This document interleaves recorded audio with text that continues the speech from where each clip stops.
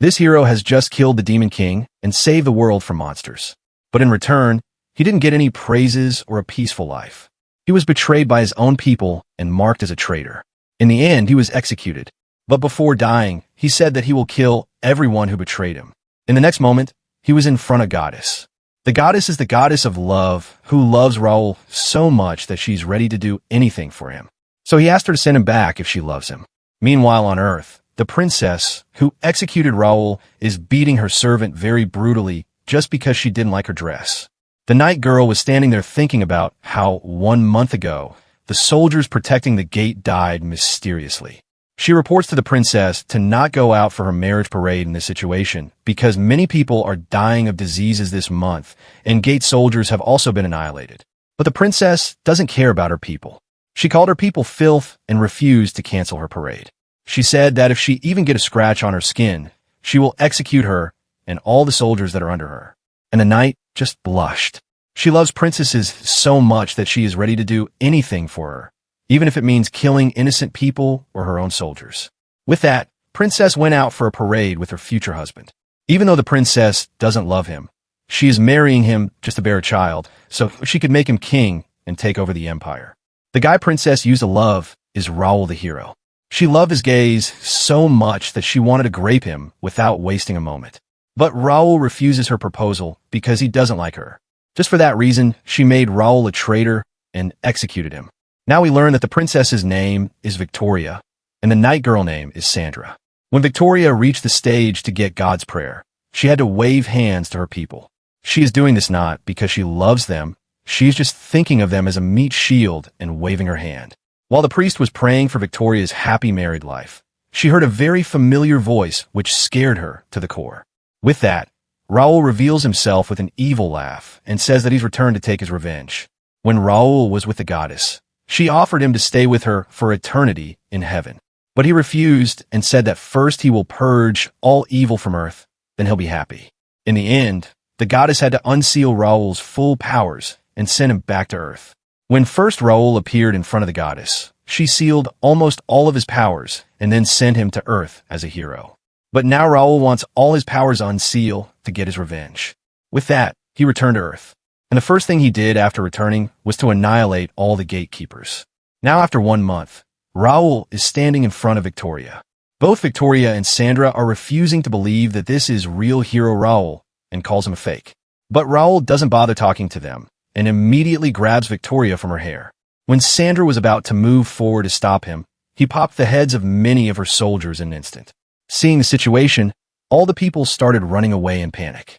But Raul stopped them. He asked them to not go before seeing the masterpiece that he'll prepare in front of them. Meanwhile, Victoria's soon-to-be husband was so scared that he peed his pants calling for his mom.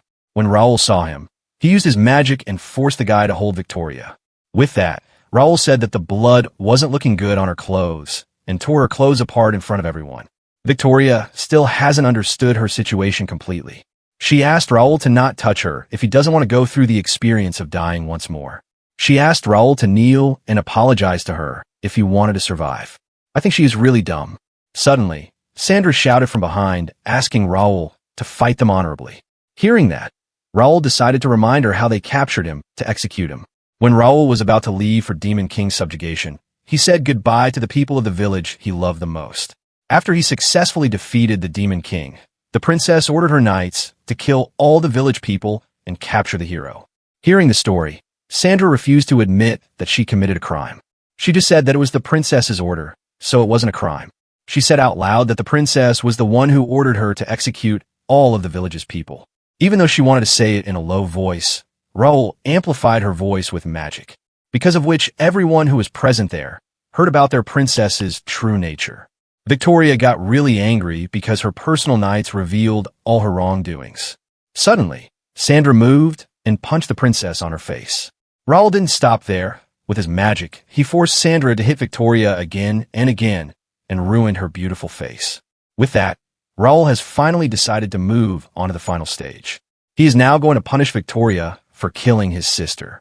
Just before the Raul left for Demon King's subjugation, he met her pregnant sister and said goodbye to her. When he returned, he was immediately captured by the princess to get executed. Before killing him, The princess shows him something to make his death more painful. She showed him his sister, pierced by many swords and dead on the ground of the church. Now, for the finale, what Raoul did is to destroy Victoria's internal organs, so she will never be able to bear a child in the future. While doing that, Raoul suppressed his anger as much as he could to not kill her this fast. Victoria still hasn't lost her pride and asked Raoul to apologize. She said that he was just her tool, who completed his work and should have died. Raoul didn't say anything and was about to leave, saying that today's performance is over. He said that he will return again when her beautiful face returns to normal. After that, Raoul came to the church where his sister died to say hello to her. He said that he has already killed the priest who sold her. The priest's name was Gusaf. Raoul said that he exposed his true nature in front of everyone and then killed him brutally. With that, the first act is completed and now it's time for the second act. Meanwhile, the princess was brutally beating Sandra for not protecting her properly. She said that if she was under control, she should have cut her legs to protect her. Before leaving the cell, Victoria asked the guard to keep on beating Sandra with no rest. In the forest, a guy was hurrying somewhere to deliver a secret message from the princess. This message is for the guy who is strong enough to cross swords with the hero. But right there, he was ambushed by some goblins and was about to die. He was so close to getting killed when a guy appeared and saved her. This man is the strongest swordsman in the kingdom who is considered strong enough to fight against hero Raoul. After some time, the swordsman was in his house with his family eating food. He said to his family that he will depart today for the kingdom to kill hero Raoul. But before he left, he had one final and very special dish to eat. When the dish came in, two kids said that they also wanted to take a bite. But he refused, saying that they should hunt their own prey. He said that he has hunted this one today. Do you guys understand what this means? It means he killed the messenger and is now eating him. When the swordsman left, both kids asked him to bring back the hero's head for them. In the next moment, to practice hunting, both kids started hunting a little poor animal. But while they were doing that, Raoul appeared behind them and said, "Let me also join your game." Then, Raoul tied both of them up and forced the servants of the house to dig the ground. Everyone dug random places until one guy found bones of a human. Raoul didn't let him stop and asked him to dig more, because hundreds of people got killed in this house. After some digging, they even found the bones and head of the poor messenger who just came to deliver a message but was cooked in the process. These kids who were tied up aren't scared. They get up with a smile and say that once their father returns, he will kill Raoul. It turns out that they have already called the swordsman back and told him the situation, so he'll be here at any moment. The real reason why the kids were happy is that their mother is preparing to shoot a very deadly arrow at the hero. But before the arrow reached him, it deflected and pierced the mother. Mother started crying on the ground in pain, and in the end died brutally. Now the kids are crying and scared. Raoul said that he will make kids fulfill their duty before the father returns. Meanwhile, in the forest, the swordsman hasn't received any message and is just resting a little. Suddenly, the messenger who he just killed yesterday appeared in front of him and said that the hero Raoul is waiting for him at his house. On the other hand, Raoul has already killed all the servants and is just waiting for the swordsman to return. Right then, the swordsman finally arrived there. Raoul has already prepared a masterpiece for him. Just look at this. He reveals that he wasn't the one who did this, but swordsman kids did this to their mother. Raoul forced them to prepare this masterpiece. Immediately, the swordsman started attacking Raoul, asking him about the location of his sons. Raoul answered that his sons are safe, and asked him if this scene reminds him of Raoul's home village. When Raoul was just a child, he used to live with his mother and sister happily. One day, when Raoul and his sister, who was out of the village for some time, returned to the village, they saw that it's completely destroyed. There, the swordsman arrived and apologized for being late. At this moment, Raoul showed the signs of being a hero and was taken in by the castle to fight against demons. Hearing the story, Swordsman revealed something more. He revealed that he was the one who attacked the village and also cooked his mother and ate her. But Raoul didn't care because he already knew the whole story. With that, Swordsman run to attack him, thinking that he's a match for almighty Raoul. After a round of some hardcore beating, the swordsman was becoming mentally unstable. He couldn't accept the fact that he, the strongest in the kingdom, is getting humiliated by Raoul. After playing around a little, Raoul destroyed both of the swordsman's hands and said, "We should head for the feast." After that, when the swordsman woke up, he was tied up to the chair. In front of him were his two sons completely drowned in drugs. Now guess what Raoul is going to do here? He's about to cook. So, He went to the swordsman's youngest son and cut him piece by piece. Then, he cooks the son in front of his father and then forces him to eat. When he was about to do the same with elder son, the swordsman started crying, asking to at least let his son live. But Raul reminds him that his mother asked him to spare the life of a little kid in the same way. But he didn't stop. In the end, Raul kills him and completes the second act of his revenge. This is the kingdom's National Pharmaceutical Research Facility. But the researchers here are not sane people. This researcher Rene performs weird experiments on humans, mostly kids, to check how much a body can endure before dying or many other weird things. This guy Lucas is the military advisor.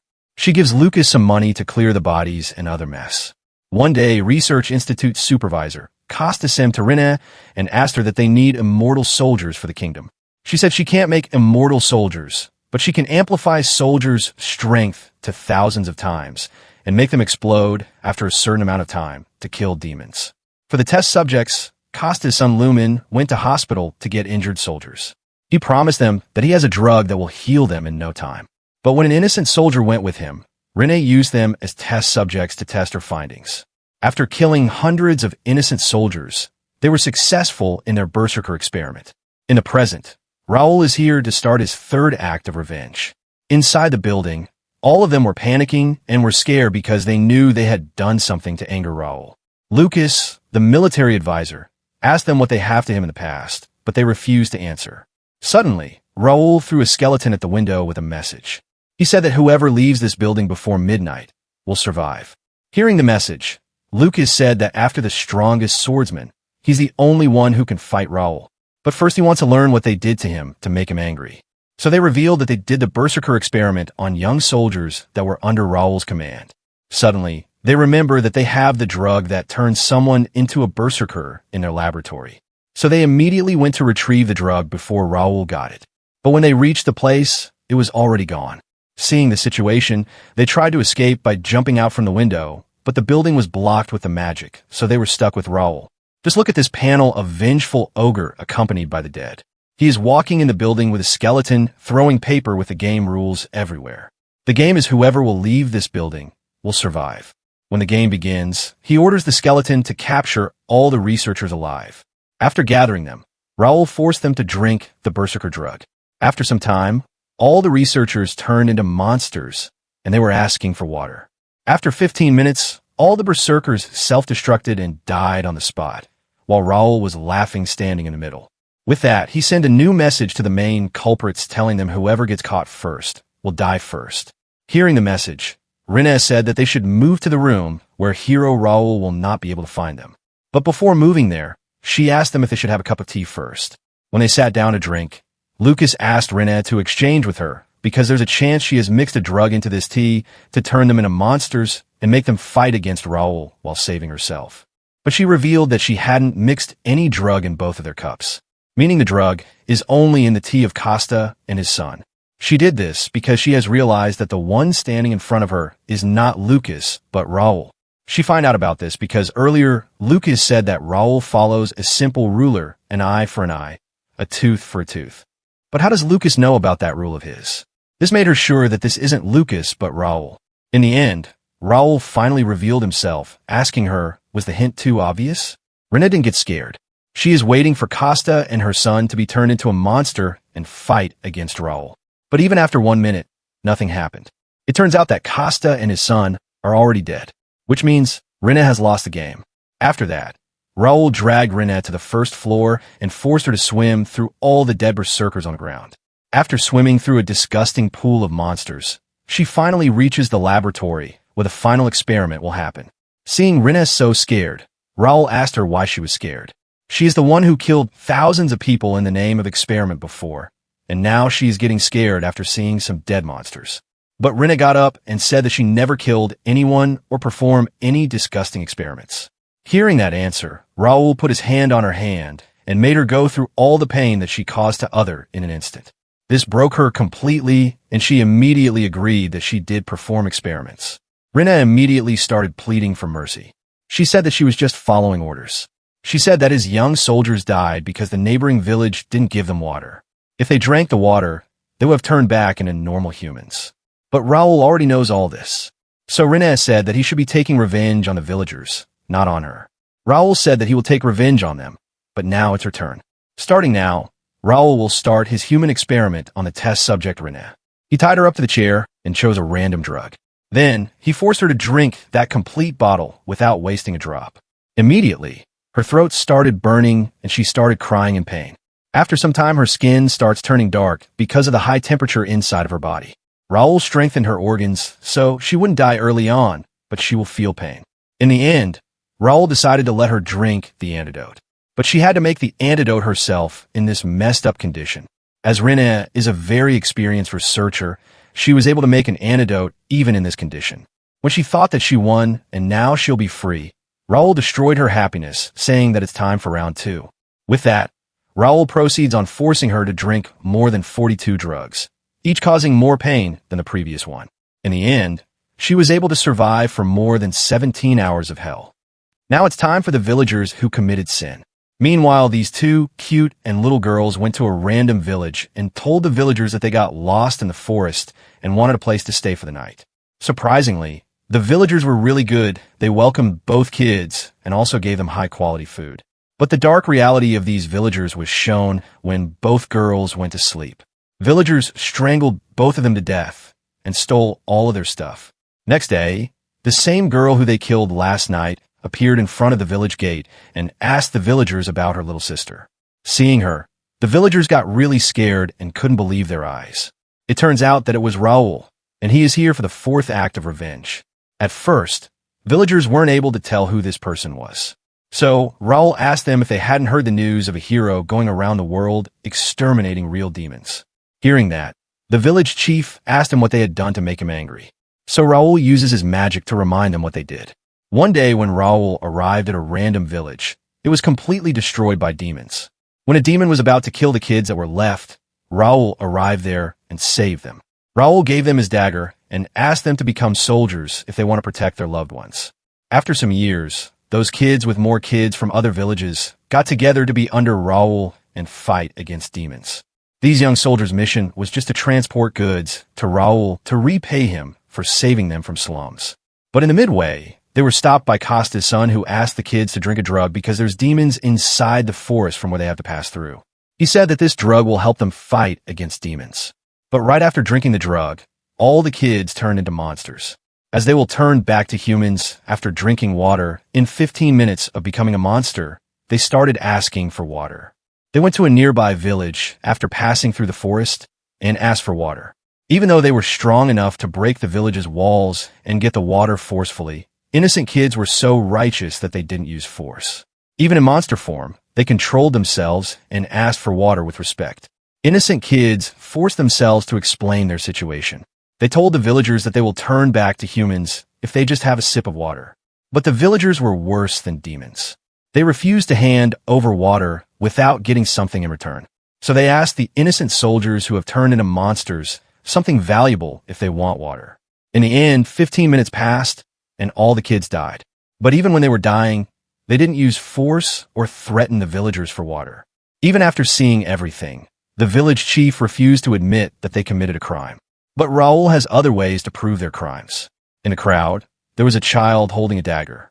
This is the same dagger that Raoul gave to a young kid after saving him. In the end, all the crimes that they have committed have been proved, and now it's time for their punishment. Hearing that, all the villagers started shouting that they were just following the chief's order and blah blah. But Raoul doesn't care. Crime is a crime, even if they were forced to do it or simply following orders. With that, Raoul uses his dark magic and takes all the villagers on a long walk. Villagers' legs are moving on their own with no control. After walking for whole days, villagers were very thirsty and were begging for water. Suddenly, they saw a village and thought that they would finally get to drink water. But in the next moment, they were back at the starting point. While the villagers were thirsty begging for water, Raoul took out a water bottle and drank in front of them. Seeing him drinking water, villagers begged him to at least give them one sip of water. This is the same line those innocent soldiers said when they were begging for water. With that, their journey started again. After some walking, a lady asked Raoul to at least let their children go. She asked him if he was heartless. Hearing that, Raoul reminded them that the young soldiers who came to them were also children. He reminded them that they saw them dying. Now, they'll see their own children suffer in the same way. So, Raoul uses his dark magic and turns the kids into the berserker monsters who beg for water. With that, the kids died and their journey began again. Meanwhile, in the Real village, the kids are actually safe. All of this is just an illusion created by Raoul to punish villagers. After some walking, Raoul changed the scenery into a burning desert. Because of extreme dehydration and heat, villagers' skin started to fall apart slowly. Seeing the situation, Raoul finally decided to end the punishment and threw them in front of a random village. Now they can ask for water and survive.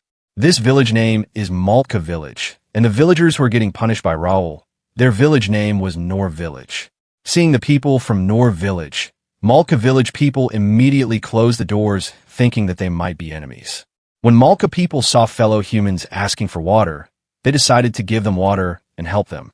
But suddenly, Raoul turned into one of the villagers and started shouting. He loudly warned Malka Village people that if they don't give them water, they'll destroy their village and rob their everything. Hearing that, Malka Village people got angry and asked them why they were threatening them. So Nor Village Chief said that this guy is trying to kill them and asked for help. Seeing the condition of No Village people, Malka Village people believed them and decided to help them. But then, Raoul used his message and took the ribbon from a lady. He threw this ribbon toward a man from Malka Village. When he saw the ribbon, he started crying because this ribbon is of his daughter who's been missing for 2 days. With this, Malka Village people were sure that these Nor Village people kidnapped their daughters and killed them. So, they started throwing rocks at them. In the end, all the village people died without getting a sip of water until the end. In the pile of dead bodies, the village chief was still alive, asking for water. Raoul was standing in front of him with a water bottle and said, "How much will you be able to pay for this water?" Hearing those words, the village chief also died. Now the kids that were left in the village, it's their turn now. Raoul didn't kill them. He used his magic and sent them to a nearby village. Using magic, Raoul forced them to say that they wanted to become soldiers. With that, the 4th act of Revenge is completed. Now it's time for the 5th act. The lead actresses for the 5th act are Sandra, the Kingdom Knight, and the Princess. Sandra is in very bad condition, getting beaten by guards non-stop. But Raoul doesn't care. He will proceed with the revenge without stopping. Meanwhile, Victoria is getting mad because her soldiers still haven't found Raoul. After she learned about the death of some high-ranking people of the country, she remembered that Raoul has told her he'll come back when her face completely heals. In the meantime, Raoul is standing in front of Sandra, whose condition is really bad. So to talk to her properly, Raoul turned into Victoria and said that if she wants to reflect on hurting her princess, she has to do one thing. Sandra immediately agreed on doing whatever Princess wanted her. With that, Raoul gave her sword and her armor back, and also gave her instructions on what she has to do. It turns out that Raoul has ordered Sandra to kill soldiers in the castle. So, Sandra is now cutting the heads of any soldier she is ordered to in the name of Princess. In the next moment, Sandra reached the princess's throne room holding a freshly severed head. Seeing that, Victoria immediately ordered her people to capture Sandra. It turns out that Raoul told Sandra that in this castle, there are some soldiers who are directly under the king, and those king soldiers can get in the way of Victoria's progress of taking over the country. That's why Sandra is killing all the suspicious people. After reaching the princess's throne room, Sandra proudly announced that on the princess's order, she had wiped out all the king's aides. Hearing that, all the people who were present there started pointing their fingers at Victoria. As Sandra has now ruined the princess's status even more, she got really angry and attacked Sandra. But because Raoul has cast his magic on Sandra, Victoria's attack didn't reach her, and she got hit back in return. Because of that, Princess got even more angry and called Sandra evil. She announced in front of everyone that she is revoking Sandra's status as a knight. Then, Victoria ordered her people to throw Sandra inside the dungeon, and later she'll get executed. After taking care of Sandra, Victoria put on an evil smirk and thought that she'll be the one who'll be on the top in the end and will rule the kingdom as the very first queen. She knows that Raoul is watching her right now, but she's not scared. She thought that she had a saint under her who would purify Raoul's dark magic and defeat him. Seeing the princess laughing, the minister, who was standing right beside her throne, asked her why she was laughing. She answered that she is laughing thinking about the face that Raoul made after getting caught by her.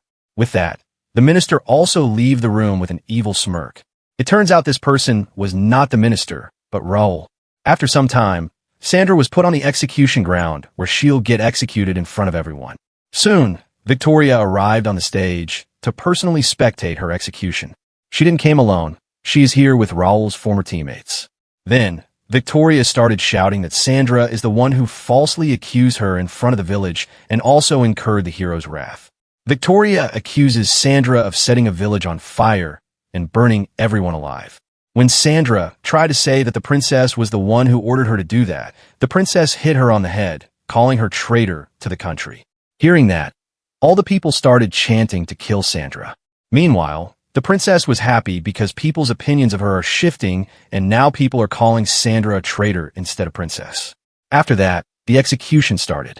All the people were ordered to throw stones at Sandra to execute her as painfully as possible. She was saying that she devoted her life to protect them, and everything she did was ordered by the princess. But people didn't listen. They were just here for fun. In the end, Princess ordered her soldiers to throw Sandra in the crowd of people. There, when Sandra was about to get graped by many people, Raul arrived there. Seeing the situation, Raul announces that to him, the princess here is the most evil. Raul also announces to all the people that he knows it doesn't matter to them who is evil or who is good. They just want to enjoy purging someone. Raul said to all the people that he still remembers that they were also gathered like this to purge him after he killed the demon kind and save them. But at that point, Raul didn't know that demons are not the real evil, but the people who are here are. With that, Raul decided to introduce the stars who will face punishment. The first traitor is Raul's old teammate, Saint Christiana. Second traitor is also Raul's old teammate, Archmage Wendell. And last but not least, Princess Victoria. Princess is not scared and said that this isn't an occasion where she will be a star. She announces that he'll be the one who'll become a star. But Raul didn't pay any heed to her. He decided to reveal the story of all the traitors who are here one by one. The first person who will be exposed is Archmage Wendell. Raul cast his magic and the story began. When Raul was locked in the cell, the princess used to visit him often. One day, when she was with Raul, Wendell arrived there. Raul was really happy seeing his old teammate fine and asked him if he was getting threatened by someone. Before answering, Wendell first apologized to Raul saying that because of them, he is going through this torture. Then, he answered that he is getting threatened by Victoria. He revealed that Victoria has ordered Wendell and Saint Christiana to persuade him to become Victoria's manservant. Without thinking a moment, Raul answered that he will happy sacrifice his body if it means saving his loved ones. Hearing that, Wendell started laughing with an evil smile. While laughing, Wendell called Raul a fool and also said that he is not the world's strongest hero, but he's the world's strongest imbecile. In the end, Wendell revealed to Raul that he doesn't have any comrades. His loved ones are either dead or betrayed him. Learning that even his trusted teammates have betrayed him, he started crying. But when the story was about to reach the climax, the story shifted to the present because Wendell doesn't want people to listen to more of his evil deeds. Even after listening to just half of the story, people started doubting if Wendell is really a hero who saved the world of another evil guy in the form of a hero. But before people started talking more about him, Wendell used his beautiful face and asked the people if they thought everything Raul showed them was true. People answered that they'll never believe such things. So, Raul just decided not to start the Wendell story again and save it for later. Now it's Saint Christina's turn.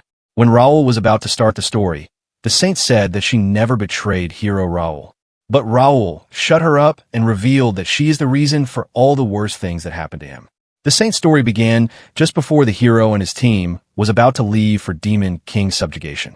Before leaving, hero Raul and his team came to meet Victoria to announce that they are going for final war. There, the saint notices that the princess gets excited every time she sees Raul. So, the saint started manipulating Victoria. She talked to Victoria and said that the Lord has told the saint that Victoria and the hero are destined to be together.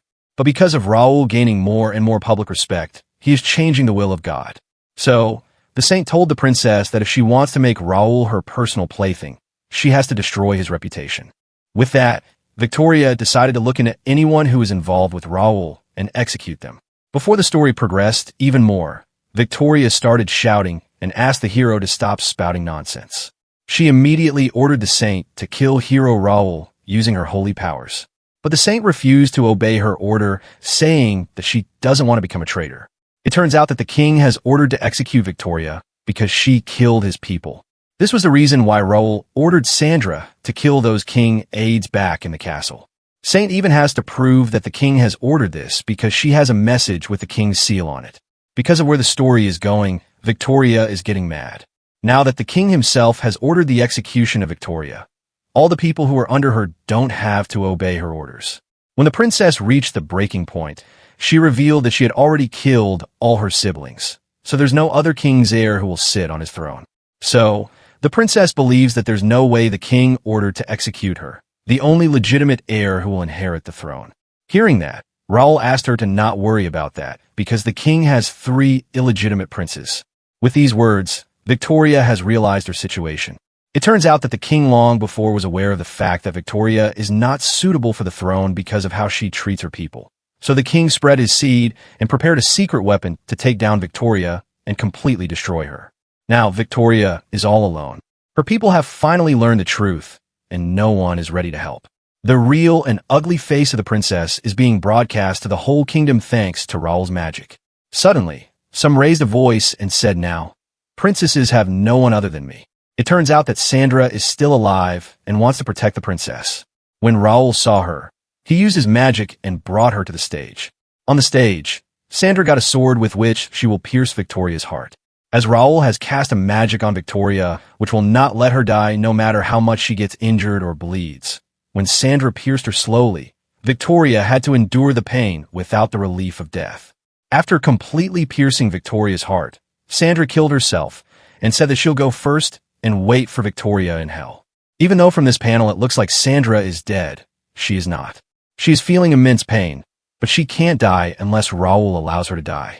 Then, Raoul takes Victoria dragging on the ground to the cliff while singing, "I will not let you die so easily." She is a bloody mess, but she can't die. On top of the cliff, Raoul set up the cross and tied her up to it. While Victoria tied up to the cross, Raoul cast a magic on her that will attract all kinds of small insects and animals to her.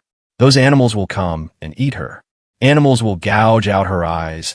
They will eat her flesh. They will enter inside her body and will eat her from inside.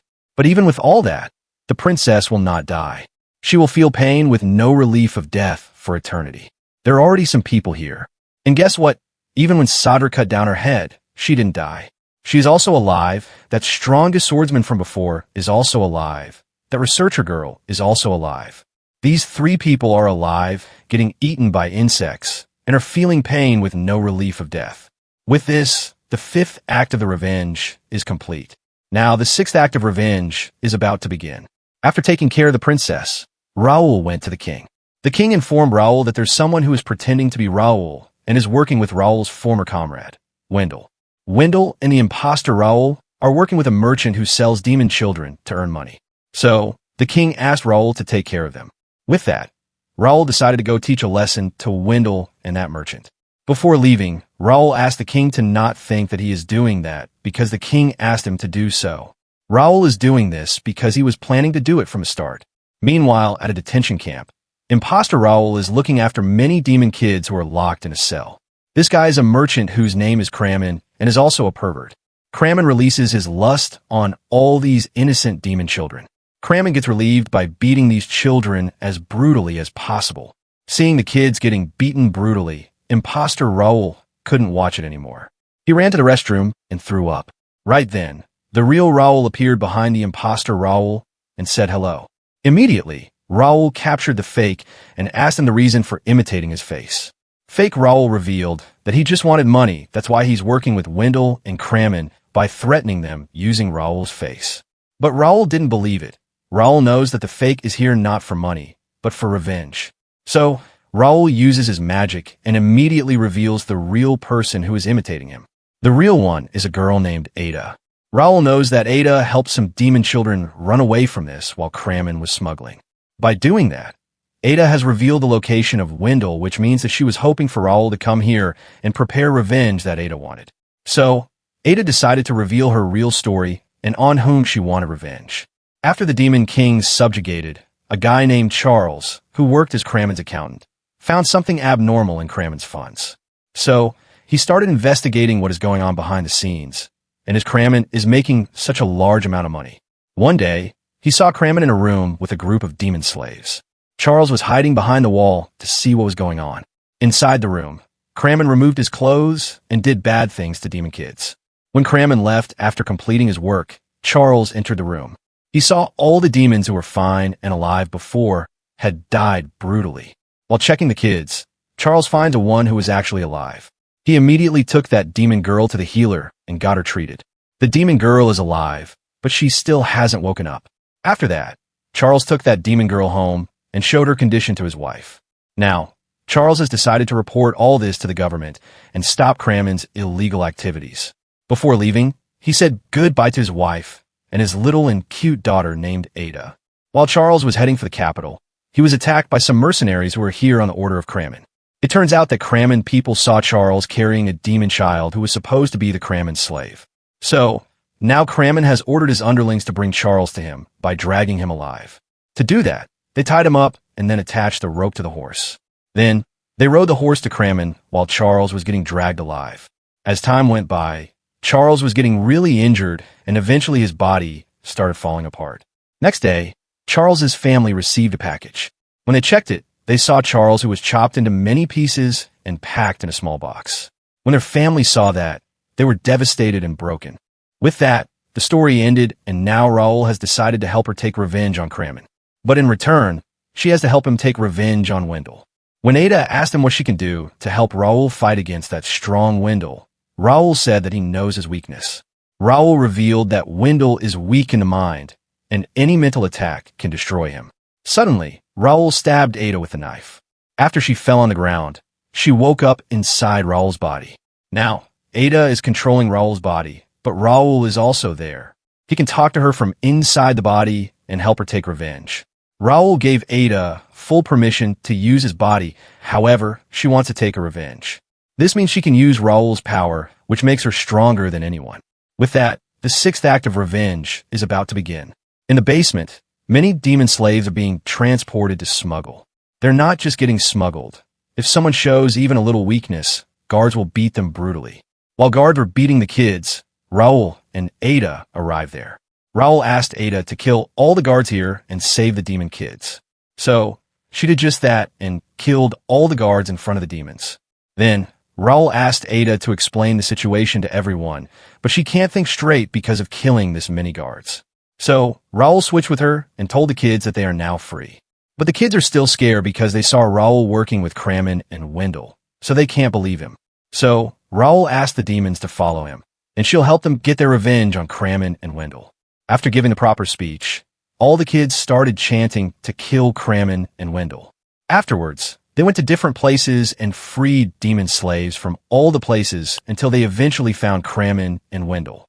Seeing Raoul, Wendell started laughing because he still thinks that the Raoul that is standing in front of him is just an imposter. So to prove himself, Raoul uses a little bit of his power. This made Wendell sure that the one who is standing in front of him is not an imposter, but real Raoul. The story of Raoul and Wendell began when Raoul was just a kid. At the academy, Raoul and Wendell became best friends and eventually formed apart. Wendell was like a brother to Raoul. Raoul also introduced Wendell to his sister. Raoul's sister took care of Wendell like her own brother. She fed him and asked him to always stay with Raoul, even though Wendell was acting good from the outside. From inside, he was planning many heinous things to do. From that point on, the saint also joined the team, and the friendship between Raoul and Wendell became even more strong. But now when Raoul remembers those moments, he calls himself a fool and has learned that if you are too kind, you will be exploited. When they successfully subjugated the Demon King, Wendell decided to start a real performance. The next day, when Raoul came back to his village, he saw all the villagers, including children, dead on the ground. Before Raoul even mourned for them, Sandra arrived at the scene to arrest Raoul. She has also tied up Wendell, but that Wendell part is just an act to arrest Raoul. When Raoul starts saying that he's not the one who killed these villagers, Sandra presents two kids in front of Raoul. One kid has put a sword on the throat of the second kid, and both are crying asking for help. Sandra is controlling them with magic. She asked Raoul to not resist if he doesn't want those kids dead. While Raoul was struggling to stop all this, Wendell was trying to hold his laughter.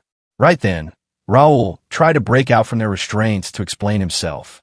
But when he tried to do that, Sandra forced the kid, using her magic, to kill another kid. Seeing the scene, Raul was about to kill all of them, but Sandra asked him to stay put if he didn't want Wendell to die. In the end, Raul was imprisoned where he was forced to fulfill Victoria's dirty desire and satisfy her every single day. Even in the extreme torture, Raul was thinking about Wendell, wondering if he's all right. Meanwhile, Wendell is enjoying his life like a king. After that, to make Raul suffer even more, Wendell revealed to him that all his comrades have either betrayed him or are dead. In the end, Wendell also revealed to Raul about how his sister got violated daily. He revealed that by the order of the princess, Raul's sister was violated daily by many priests in the church. This was the point which made Raul really angry, but he couldn't do anything because he was locked behind the chains. Back in the present, Raul summoned both Wendell and Kramen in the Colosseum. The first one who will get punished is Kramen. In the spectator's seat, all the demon slaves are sitting who will witness firsthand how Kramen will get punished. After that, Raul switched with Ada because Kramen is her target. First, Ada stripped the guy naked and then summoned some big brooms with spikes attached to them. She gave those brooms to demon kids and asked them to clean Kramen before starting the real show. As the spiky broom was dragged on Kramen, he felt extreme pain in every point of his body. After cleaning him, demon slaves asked her to castrate him. So to do that, she summoned a small pipe filled with spikes. She put that pipe on the Kramen's sensitive part and then shook it. This causes Kramen to beg for forgiveness and shout in pain. In the end, she cut his sensitive part, which killed the guy while experiencing immense pain. Now, it's Wendell's turn. Until now, Wendell was sitting in the spectator seat enjoying the show. He was sitting without caring because he thought that Raul cannot exact revenge on him because he follows that eye for an eye rule. So, Raul revealed that he doesn't follow that rule anymore because the hero Raul that Wendell knows of is already dead. Now the Raul that is standing in front of him is just an insane revenger. Seeing Wendell's face, Raul started laughing because he can't believe that the one who is the king of betrayer actually believed that Raul will follow his words. Hearing that, Wendell immediately used his magic and teleported himself in a forest to survive. But before he could even breathe once, Raul broke the space and took him back to the Colosseum like an angel. To break Wendell mentally, Raul has prepared an illusion that shows that many officials and Wendell's fangirls are watching him. They asked Wendell to fight against the hero and defeat him. But Wendell is no match for Raul. So Raul summoned a big broom with spikes and also stripped Wendell in front of everyone to start his revenge. Using his magic, Raul froze Wendell in one place and then started cleaning him using the almighty spiky broom. After some cleaning, now it's time for Wendell to get castrated. Raul summoned a monster holding a big scissors to cut Wendell's useless lump of meat off. To make the game interesting, Raul summoned a bucket filled with dirtiest water ever.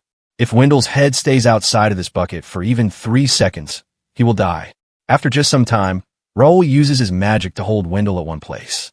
He said that he's getting bored and cut off Wendell's meat. In the end, he died while experiencing immense pain, or he thought so. In the next moment, Raul woke up again completely fine. Wendell himself is really shocked because all the pain he went through is real. So, Raul reveals that it was just the first death. There's thousands more to come. For the second round, Raul summoned the same priest who used to violate his sister. The priests immediately grabbed and stripped him naked. Then, they put the big spiky stick in Wendell's hole. The stick was so big that it went in from behind and came out from the front. With this, Wendell has died 2 times. When Wendell came back to life a 3rd time, he asked Raul what was going on. So Raul revealed that all the pain, suffering, and death that he's experiencing is just a vision created by Raul. Saying that, Raul decided to continue to increase the number of deaths and fill up his record book. It turns out that everything that is happening to Wendell is just an illusion. Ada and all the demon slaves can't see what is going on. Wendell is just sitting in the middle of the Colosseum, crying and completely broke. So to show what is going on, Raul gave the death record book to Ada. While Ada was reading the book, the death count was increasing in real time. Suddenly, Wendell broke out of Raul's illusion magic. Guess what? Wendell was still an illusion. Raul just showed him the illusion of him breaking free from Raul's illusion. Raul will show him this illusion from time to time, so Wendell always has hope to get out of here alive. Like this, his hope of leaving alive will break again and again, and he'll fall in despair. For the 74th death, Raul shows Wendell the illusion of being pregnant. Raul's belly suddenly started expanding, and eventually, a monster-like child came out by piercing through Wendell's belly. At the death number 2643, Raoul shows Wendell an illusion where Kid Raoul appeared in front of Wendell, who moved his hand forward and said to Wendell with an evil smile, "Let's have fun together." After thousands of deaths, Raoul decided to take away Wendell and complete this round of revenge. As the revenge is now completed, Raoul separates himself from Ada. Immediately after getting separated, Ada attacked Raoul, saying that she'll get her revenge from Raoul.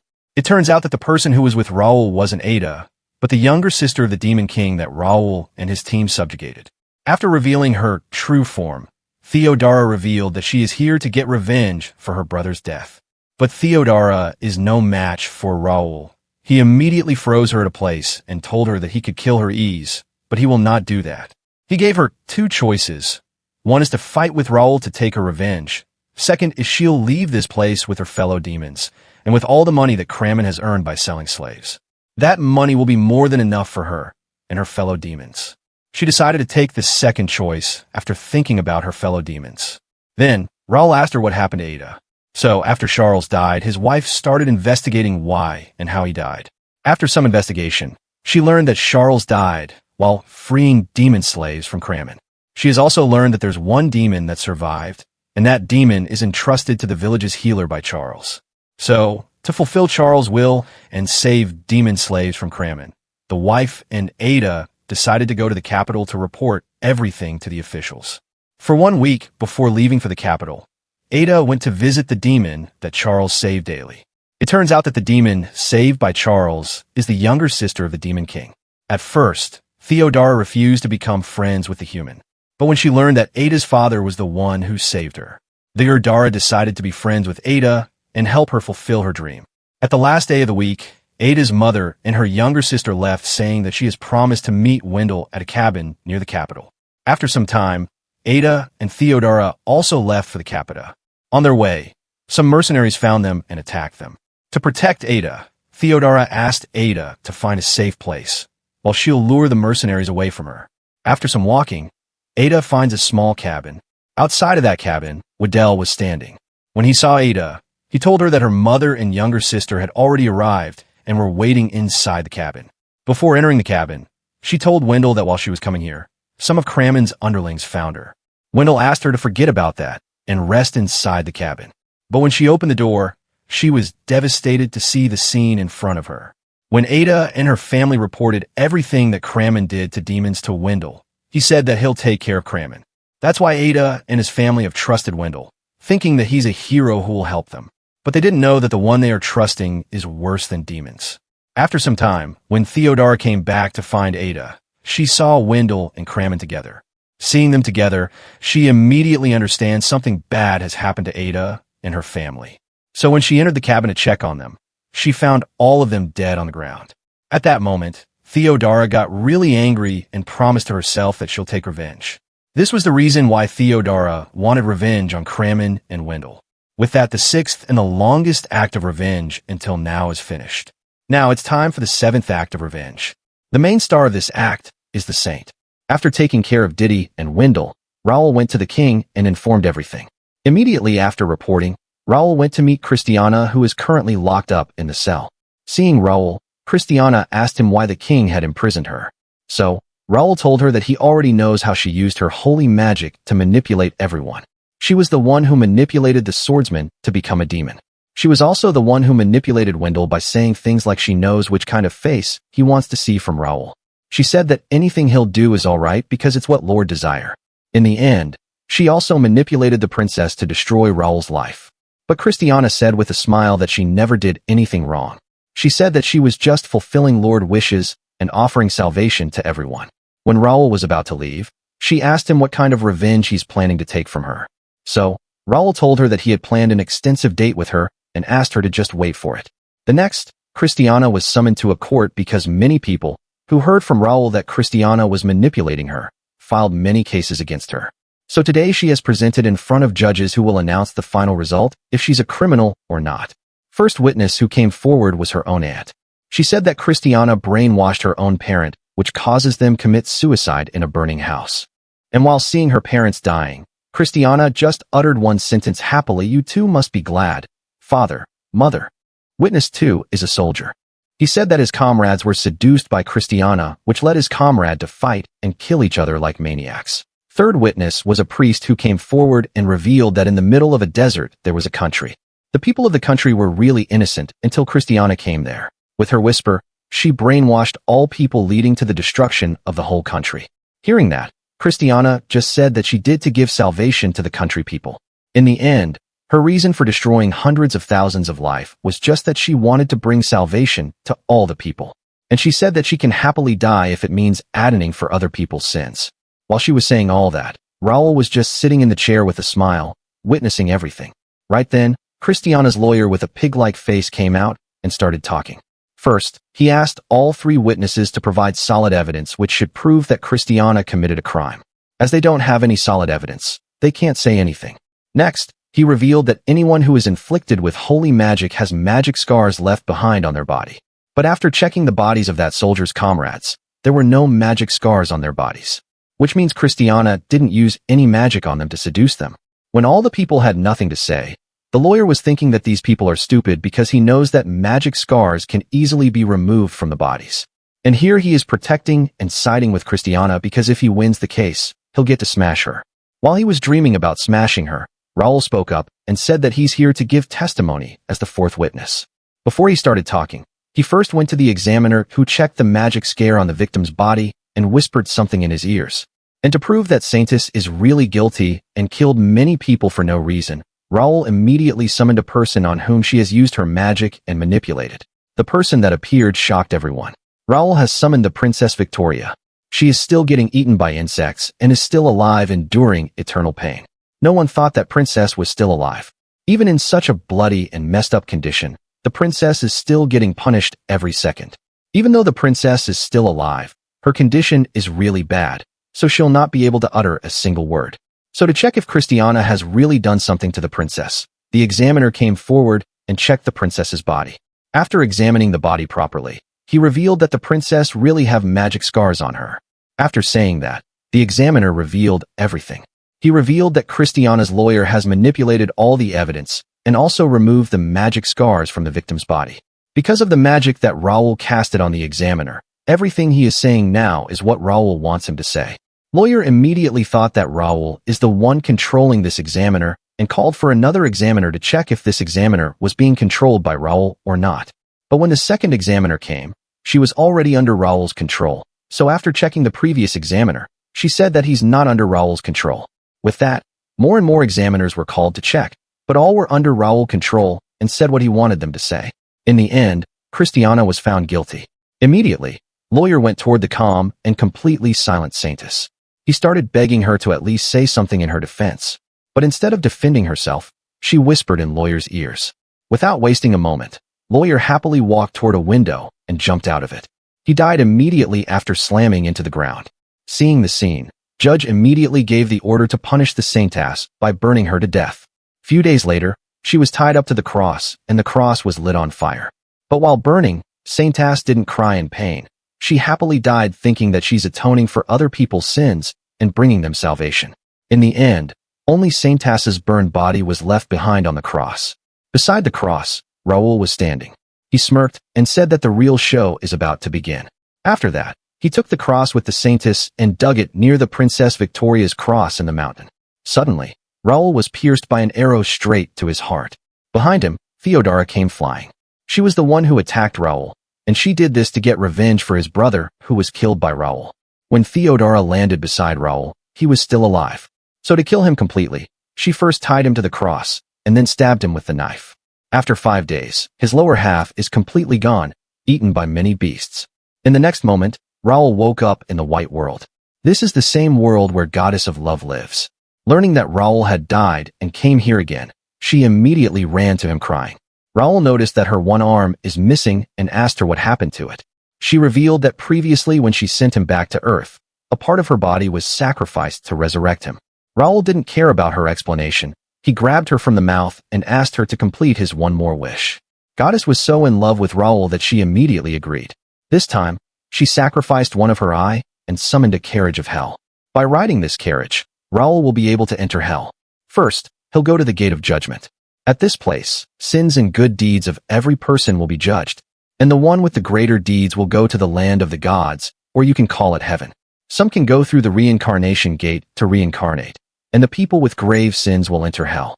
Raul has asked for the ride to hell because his revenge will begin in hell. He immediately drove the carriage and found Saintis standing in the line of people who will be judged. Seeing him, Cristiana was shocked and asked him who could kill him.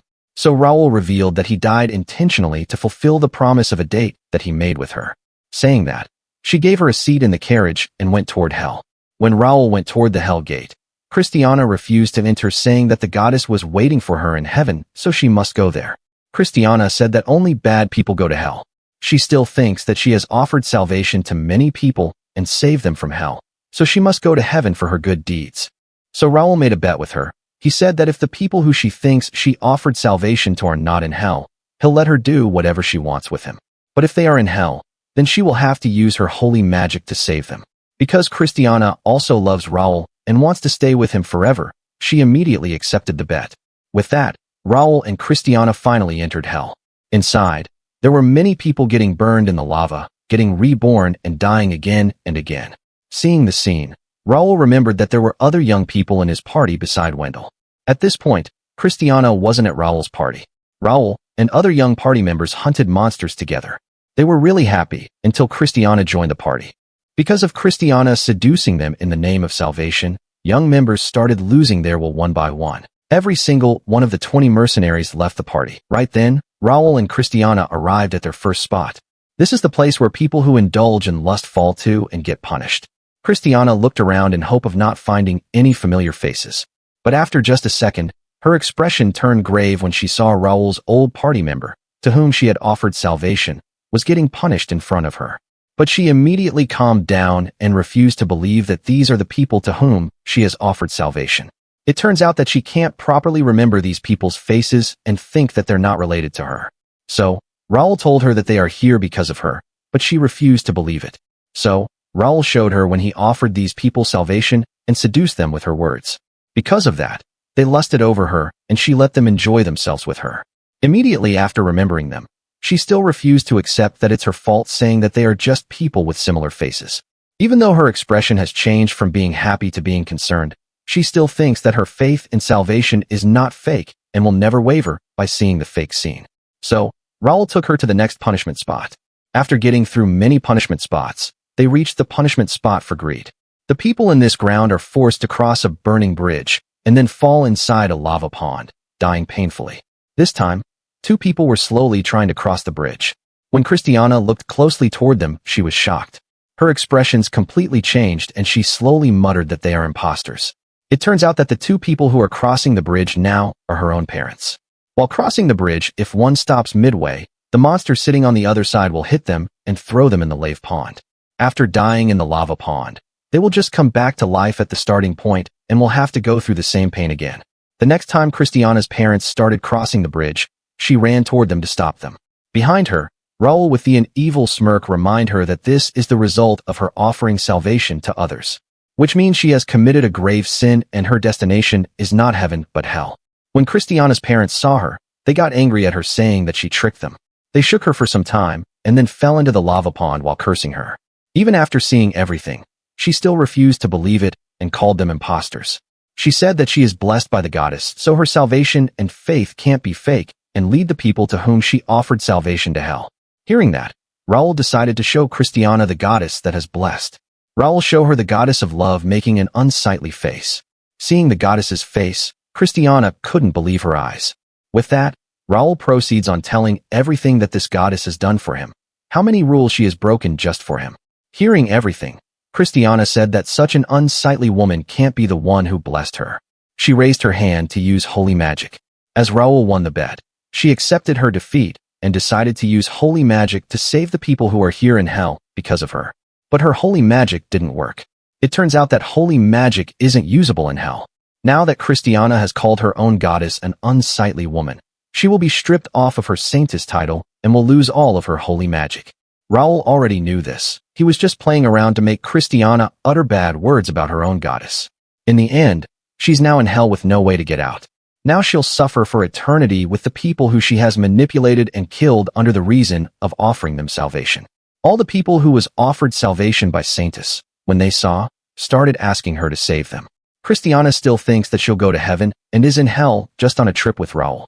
So Raul revealed to her that she's bound to stay in hell with her followers.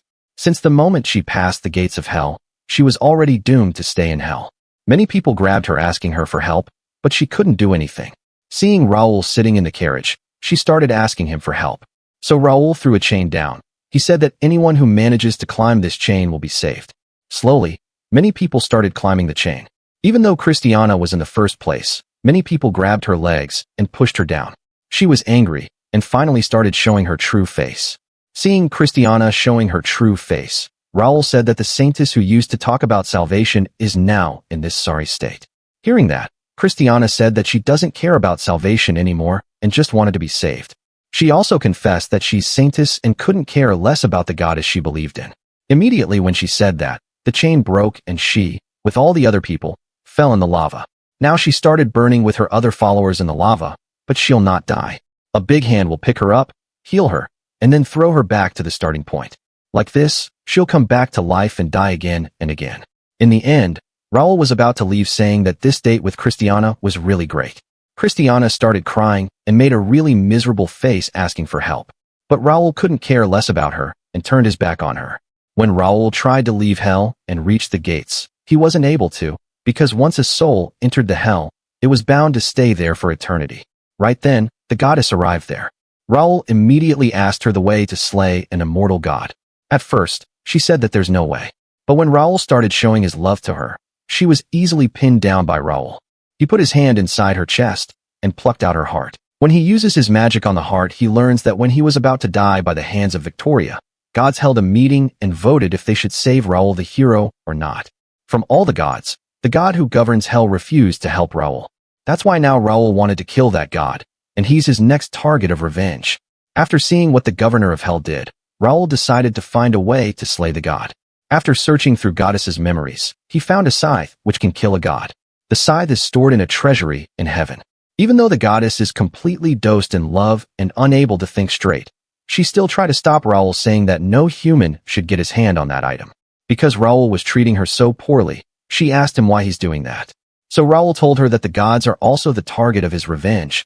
That's why he's treating her poorly. To make the goddess give him the scythe, Raul said that all the gods are his targets except her.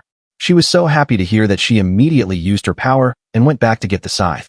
While she went back to find the scythe, Raul went back to hell. When he reached the center of hell, some fallen angels came to him, saying that the governor of hell wanted to see him. When they forcefully tried to take Raul, with just a flick, Raul killed one of them.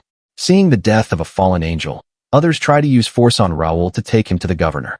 So, Raul killed one more with the flick and hopped onto the vehicle that they brought, but it was not comfortable. He said that he also wants to meet the governor and request them that they should improve their way of carrying him to the governor. When they refused, Raul killed one more fallen angel. Seeing Raul easily killing them, they started talking to each other, wondering if they should obey Raul or not. Fallen angels are scared because they might get killed by the governor for not fulfilling their duty properly. But they are also scared of Raul, as he can easily kill them. In the end, they decided to take Raul to the governor more gently. After some time, Raul was standing in front of the god of hell. Immediately, the wolf standing beside the god of hell started announcing all the sins that Raul had committed. When the god of hell was about to announce his punishment, the god of hell said that judging him immediately would be boring and decided to play a game. With the flick of a finger, everyone on whom Raul has taken his revenge appeared in front of him. The god of hell asked Raul to entertain him by playing with Raul's favorite deceased. Raul smirked and said, "You truly have bad taste." Everyone who just got summoned was in a really bad state and was just asking about where they were. When General Brown saw Raul, he immediately started asking for forgiveness. On the other hand, Sandra is calling for the princess. Rena, who was a scientist, is about to throw up by just remembering what Raul did to her. Lucas was just standing asking for help, saying that he can't endure this hell anymore. Raul didn't even remember this guy. Christiana was crying and asked Raul if he's the one who summoned them here. So, Raul points toward the god of hell and tells her that he's the one who did it. Immediately, Christiana started crying, asking the god of hell to save her. Hearing her, the god of hell said that he'll save her. When other people heard that, they immediately looked toward the god, wanting to get free from this place. God placed his hand on Christiana's face, and she turned into a stone. Now, she, in her soul, has been completely erased. She doesn't have to suffer in hell anymore. Learning that Christiana doesn't have to suffer anymore in hell, Luca also runs to the god of hell saying that he also wants to get free. The god of hell was about to free Lucas, but Raul stopped him saying that Lucas is his toy. He asked the god of hell to think again before taking any action against Raul's toy, because the consequences can be severe for the god. But God doesn't care. He puts it on Lucas's head saying that an insect like Raul will be able to do anything to him. He was so close to freeing Lucas, but at the last moment, Raul saved Lucas, teleporting him away from the god. Because Raul disobeyed God's law, he decided to play with Raul. He sent the dog to teach Raul a lesson, but Raul isn't scared.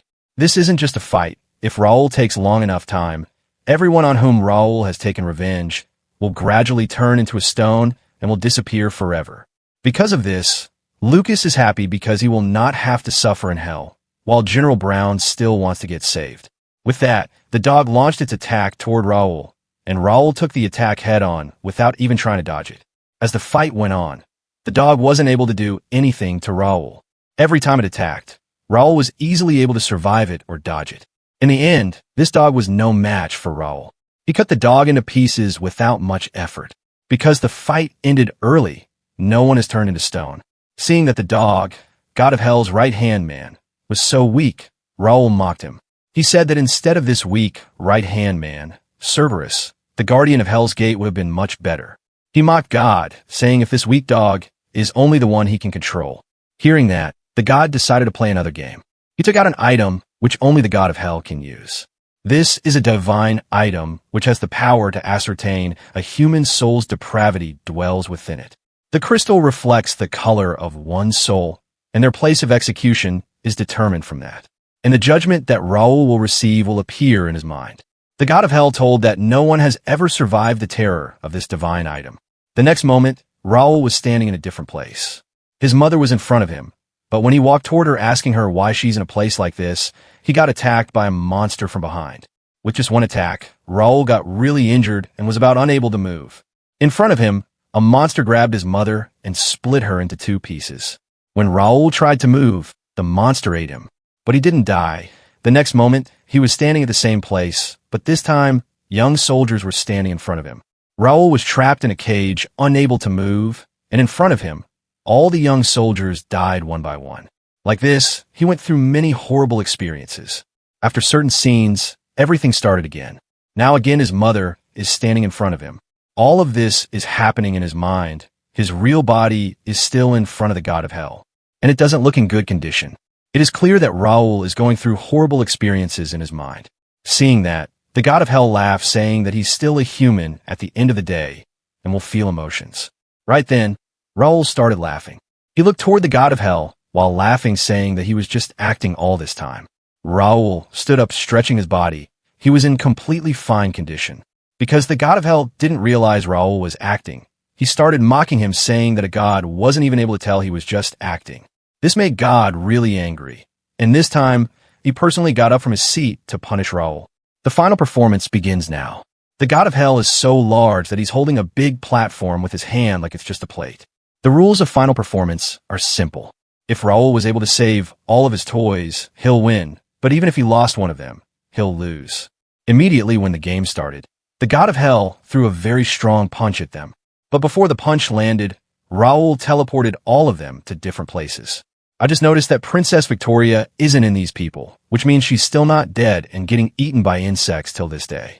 Anyway, now Raul has teleported everyone to a different place, and everyone has a shield around them which will protect them.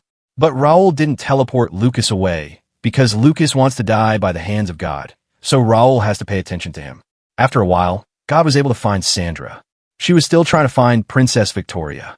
So, God summoned a fake Princess Victoria in front of her. Immediately, Sandra knelt down, paying respect to the princess. Victoria calls Sandra toward her, and Sandra is about to go there. But before she could, Raul saw her. He summoned one more Princess Victoria behind her. Victoria that God summoned was really polite, but the princess that Raul created is filled with anger and arrogance. She shouted from behind, calling for Sandra. Now, Sandra is stuck between two Victorias. After a while, she chose angry Victoria and went toward her. It turns out that Sandra likes getting punished by Victoria, so she went toward angry Victoria. Victoria gave her a sword, and she killed Victoria, created by the god. Now that Sandra has been saved, the god of hell decided to find someone else. He moved around and found General Brown. He used his giant finger and attacked him. With just some attacks, Brown was about to die. Right then, Renee arrived in front of Raoul holding a chemical. She said that she has brought that plan that Raoul has prepared. She threw that drug toward General Brown and asked him to drink it. After he drank that, he turned into a skeleton. The god of hell didn't care. He thought that one undead would not be able to do anything to him. But for some reason, this undead was really strong and threw the god of hell on the ground with just one attack. Because of this, he got really angry and went berserk. He attacked left and right randomly to kill the undead, but was able to dodge all of his attacks. Seeing the scene, Raoul decided to end the performance. The god of hell was really angry. He decided to destroy this hell and create a new one. But the god was really shocked seeing that he's unable to destroy the hell. It turns out that Raoul has put a barrier around the hell, because of which God wasn't able to destroy it. He got even more angry and started attacking randomly. So, Raoul himself jumped into a fight against the god. Meanwhile, the goddess of love has completed the mission that Raoul gave her. She has successfully retrieved the weapon to kill gods. After 3 days of fighting, Raoul is completely fine, but the god is in a really bad state. Now that Raoul has won the game and even defeated the god of hell, he decides to negotiate with him. For winning the game, Raoul will get the divine item that God used on him previously. For the negotiations, Raoul wanted to use that crystal on Earth and send all the sinners on Earth to hell within 1 month. Because only God of hell can activate the powers of the crystal, Raoul asked him to lend him his powers. To complete the deal, Raoul summoned a table, pen, and a contract. He asked the god of hell to take the seat and they'll sign the contract. After the deal was done, Raoul got the powers of God of hell for 1 month. But Raoul didn't stop there. He read one line from the contract, which is that if one of the parties who signed the contract will die, the other party will get everything that is in the contract forever. Which means if God of hell died, Raoul will have his powers forever. Then, Raoul shows the god of hell the scene when the 12 gods hold the meeting to discuss if they should save Raoul the hero or not. Even though most of the gods voted no, the god of hell didn't stop just after voting no. He said many bad things about Raoul, like he's an insect who's not worthy of being saved by the gods and blah blah. In the end, the gods decided not to save Raoul. Raoul told the god of hell, sitting in front of him, that he's just the lowest one in his targets of revenge. He attacked the god of hell first, just because he wanted to make the preparations to deal with the next targets. Even though the god of hell was really scared, he has somewhat relieved that a human will not be able to kill him because he's a god. Right at that moment, the goddess of love arrived there holding a scythe. She gave that scythe to Raoul, and with this scythe he'll be able to kill gods. Raoul uses the weapon and cuts down a horn of the god of hell. He didn't immediately kill him and asked him to bring back Christiana. After bringing her back, Raoul summoned all of the fallen angels in front of the god of hell. He brought all of them to humiliate the god. He asked the god of hell to say this in front of everyone. I am a dog with its tail between its legs that is even more cowardly than an insect who lost to a human being. I was ridiculed as an insect. These are 2 lines that God of hell has to say in front of everyone, which is really humiliating. But he had no other choice, so he knelt down like a dog and said those lines. After he said that, Raoul decided to hold a wager. He asked all the fallen angels to clap if they thought Raoul would win. Seeing that Raoul is holding a god-killer weapon, and the god of hell is in a really pathetic state, all the fallen angels clapped. Then he asked them to clap if they think God of hell will win, but no one clapped. Seeing that, the god of hell started crying with his one eye, asking Raoul for mercy. But Raoul didn't even think for a moment and cut down his head. After killing him, he pointed the weapon at the goddess of love, because now it's her turn to die. The goddess of love was shocked and asked Raoul why he's doing this. So, Raoul told her that the revenge against the god of hell was just an act to get this god-killer scyther. His real target was her from the start. Goddess of love started acting like she hadn't done anything wrong. So, Raoul decided to show her what she did. While Raoul was locked in the cell, the princess often visited him and talked to him. One day when she came to him, she started playing with Raoul's body. She grabbed Raoul and had fun.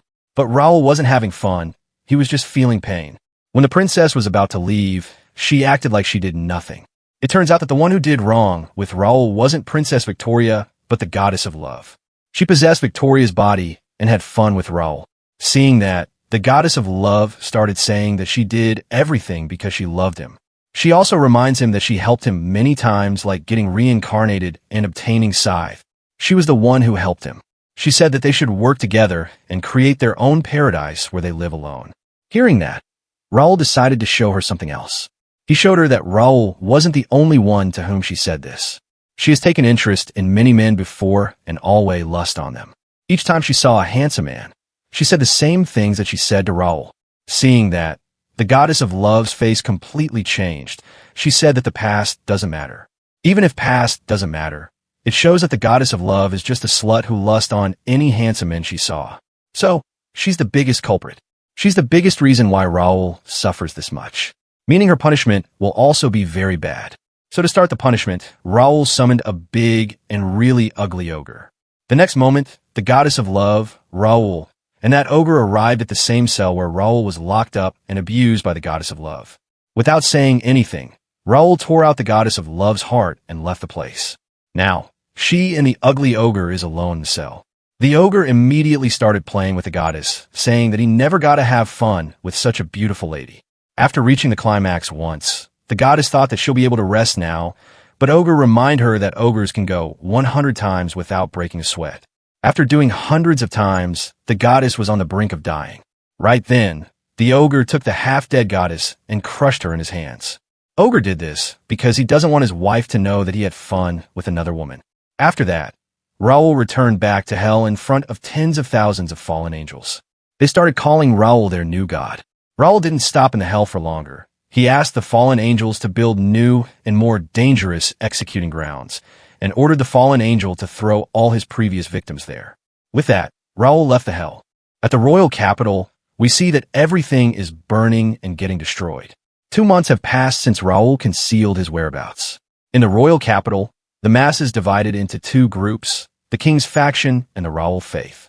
The conflicts between them were exceedingly fierce. King's faction wants to follow the king, but Raul faction says that Raul is the only man they can trust. Fights are going on between these 2 factions. Many people have died, even kids aren't spared. At the same time, we see a girl, who is really injured, come to an old man asking to make an urgent report to the founder. But the old man refuses, saying that the founder is in the midst of prayer, so they can't disturb him at this moment. These 2 are from Raul's faction. This girl reports that District 7 has destroyed by the people of the king's faction. She said that if they didn't take measures immediately, there would be grave damage. Hearing that, the old man decided to turn to the founder for judgment. When the old man went to meet the founder, an unknown person asked him to not disturb the founder because he's in the middle of prayer. Then, old man told this person that there's an emergency. The person decided to listen to him, but also told him that prayer will not stop. Surprisingly, this unknown person is the mother of Victoria's fiancé, and the so-called founder, who is praying, is none other than Victoria's fiancé, named Emile. He is crying and praying to not some god or saint. He's praying to Raul. He begged Raul to forgive their sins and save them. Meanwhile, Emile's mother is hearing the reports from the old man. He told her that Molotov cocktails are being thrown into District 7 and are causing casualties. The old man is scared that if this goes on, all of the people in District 7 might die. Hearing that, Emile's mother asked him if he forgot the original creed of the Raul faith. Raul's faction's belief is that if they strictly beg for Raul's forgiveness, they'll be saved. She said that their founder has never once ordered the use of military force. She asked the old man if that did not imply that District 7 started the war without the orders and are now getting punished. The old man understood that and agreed with her. But he told her that those people started the war with the future of Raul's faction in mind. Listening to him, Emile's mother thought that belligerent believers were a nuisance. However, she thinks that they should accept everyone that comes to them for help. She also knows that everyone is scared because of the events that are happening. Thinking that, she said to the old man she'll talk to the founder. When she entered and saw her son praying, she started crying, thinking that as long as Emile is alive, she's perfectly content. After Saintess Christiana's execution, the people of the royal capital feared retribution from the former hero Raul. However, he has since never appeared again. Because of this, everyone started getting relieved, thinking that he's dead. But the relief, everything was fleeting. Now, a different calamity has struck the royal capital. The royal capital district fell victim to catastrophic torrential rain that hasn't ever been seen for centuries, and all the crops approaching the harvest season have been wiped out. The rivers overflowed, and around half of the town areas were devastated by avalanches. When the rain stopped, new infectious diseases broke out from the bacteria the polluted water left behind. In the blink of an eye, those infections spread all over. The infected would be inflamed all over their bodies, and they would be struck with violent itches. That condition would last up to 5 days long, and many died as a result. At one point, some people began whispering a rumor. Couldn't these endless calamities have been by a curse from Raoul? And the people's terror towards Raoul increased further. Ultimately, people began to beg for mercy. People looked for Emile and gave him the position of founder. From then, they began to freely flaunt Raoul's name, taking actions while calling themselves believers of Raoul. The people moved around, and whenever they saw someone suffering even a little, they said that these people didn't have enough faith in Raoul. Then, they punished those people and forced them to beg for mercy from Raoul and pray to him. The people who are in the king's faction get really angry whenever they hear news of Raoul's faction punishing innocent people. From then on, the king's faction thought of killing everyone in Raoul's faction. They think that Raoul is dead, and when everyone who has faith in him will die, everything will turn back to normal. In the present, a guy came to Emile and told him that people of the king's faction are attacking their people. He said that Raoul's believers are all defenseless, so they should supply them with some weapons as soon as possible. He also informs them they have already secured a distribution channel. Like this, everyone in Raoul's faction got a weapon. Losing their lives from these calamities without any means to do anything, the people have long sought a target to direct their anger for such irrational circumstances. The people who deny Raoul's existence and hope for the reconstruction of the country by the king's faction. The people who believe the calamities are due to a curse by Raoul and beg for his mercy are offering their repentance and prayers, the Raoul faith. The populace divided into these two parties, and battles unfolded in the royal capital's town areas with armed might from both sides, which is not turning the royal capital into a battlefield. At the same time, Hollerbach Kingdom, Demon Army Stronghold, Lamia Fortress. A guy named Cyril came to meet civil official Damien. Damien asked Cyril about the kingdom of curs. He reported the results of a 1-month investigation. He said that the violent civil war continues to rage in the town areas of the royal capital. Cyril concludes that the reason for why the port town of Trud has been largely left unattended. They said that the demons that were liberated by Princess are proceeding to recapture Trud. This is one-of-a-kind opportunity for them, according to Cyril. He said that this happened because of the princess's successful emancipation of the slaves. Cyril said that this is the best time for them to regain their freedom from curs. After reporting everything, he asked Damien if the condition of the princess improved. Damien answered with no. He said that she spends the entire day on her bed, blankly staring out of the window. The only survivor who inherited the blood of the Demon King, being a direct descendant, Princess Theodora. She was born to a human mother and the former Demon King. The princess was raised in secret outside of the castle, and Cyril and Damien have always been watching over her bodyguards. In addition, when the princess turned 14 years of age, her elder sister of another mother, the ruler of the demons, took care of the princess who no longer had any other relatives after her parents died. Theodora's existence was only known to a very small entourage within the Demon King's castle. Therefore, just before Raoul attacked, the ruler of the demons, Cyril and Damien, were able to escape from the castle with Theodora. However, she went missing afterwards. The other end of their secret was a vast forest, and they were not able to find her. And then, a few days ago, she returned to the castle on her own. However, she didn't say a single word. The princess was sitting in her room without saying a single word. She hasn't eaten a thing for many days, because of which she became a skeleton with just a little skin on her. At that moment, a bird crashed into her room with a letter. When she saw the letter, her eyes shined and she said, "Raoul has come back to life." In the town, people are fighting with each other, killing each other. During their fight, some people suddenly appeared in the town. A little girl from the group said that it took 20 days to come here. There's a guy in the group who said that his body is hurting. This guy's name is Atticus. The little girl said to him that he's already 23 years old, so he should just retire. But Atticus refuses to retire, saying if he retired, he'll not be able to kill legally. At that moment, a guy came from behind and put his hand on Atticus' shoulder, asking him his identity. Suddenly, the man burned out with nothing left behind. Then, the girl uses her powers and kills many more people, saying that they have to go to the royal castle. But these people are in their way. At that moment, people realize that these people who have just arrived are national mages. After killing some people, they walk toward the castle. While walking, the girl said that she hopes that Great Archmage's plan works. She said that she's looking forward to the black magic. When they were about to enter the castle, Atticus stopped them and told them that the magic circle Raoul cast, which encompasses the royal capital, has not yet disappeared. It has been said that those who enter the magic circle get their magic negated or even get imprisoned inside until they perish.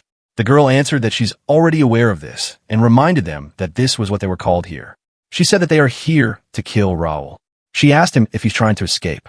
She told him that if he ran away, he would be deprived of his qualification, which is not a joke. She laughed maniacally, saying that now they're national mages. They can push around seniors who are decades older than them and make nobles prostrate before them. She said that being a national hero is extraordinary.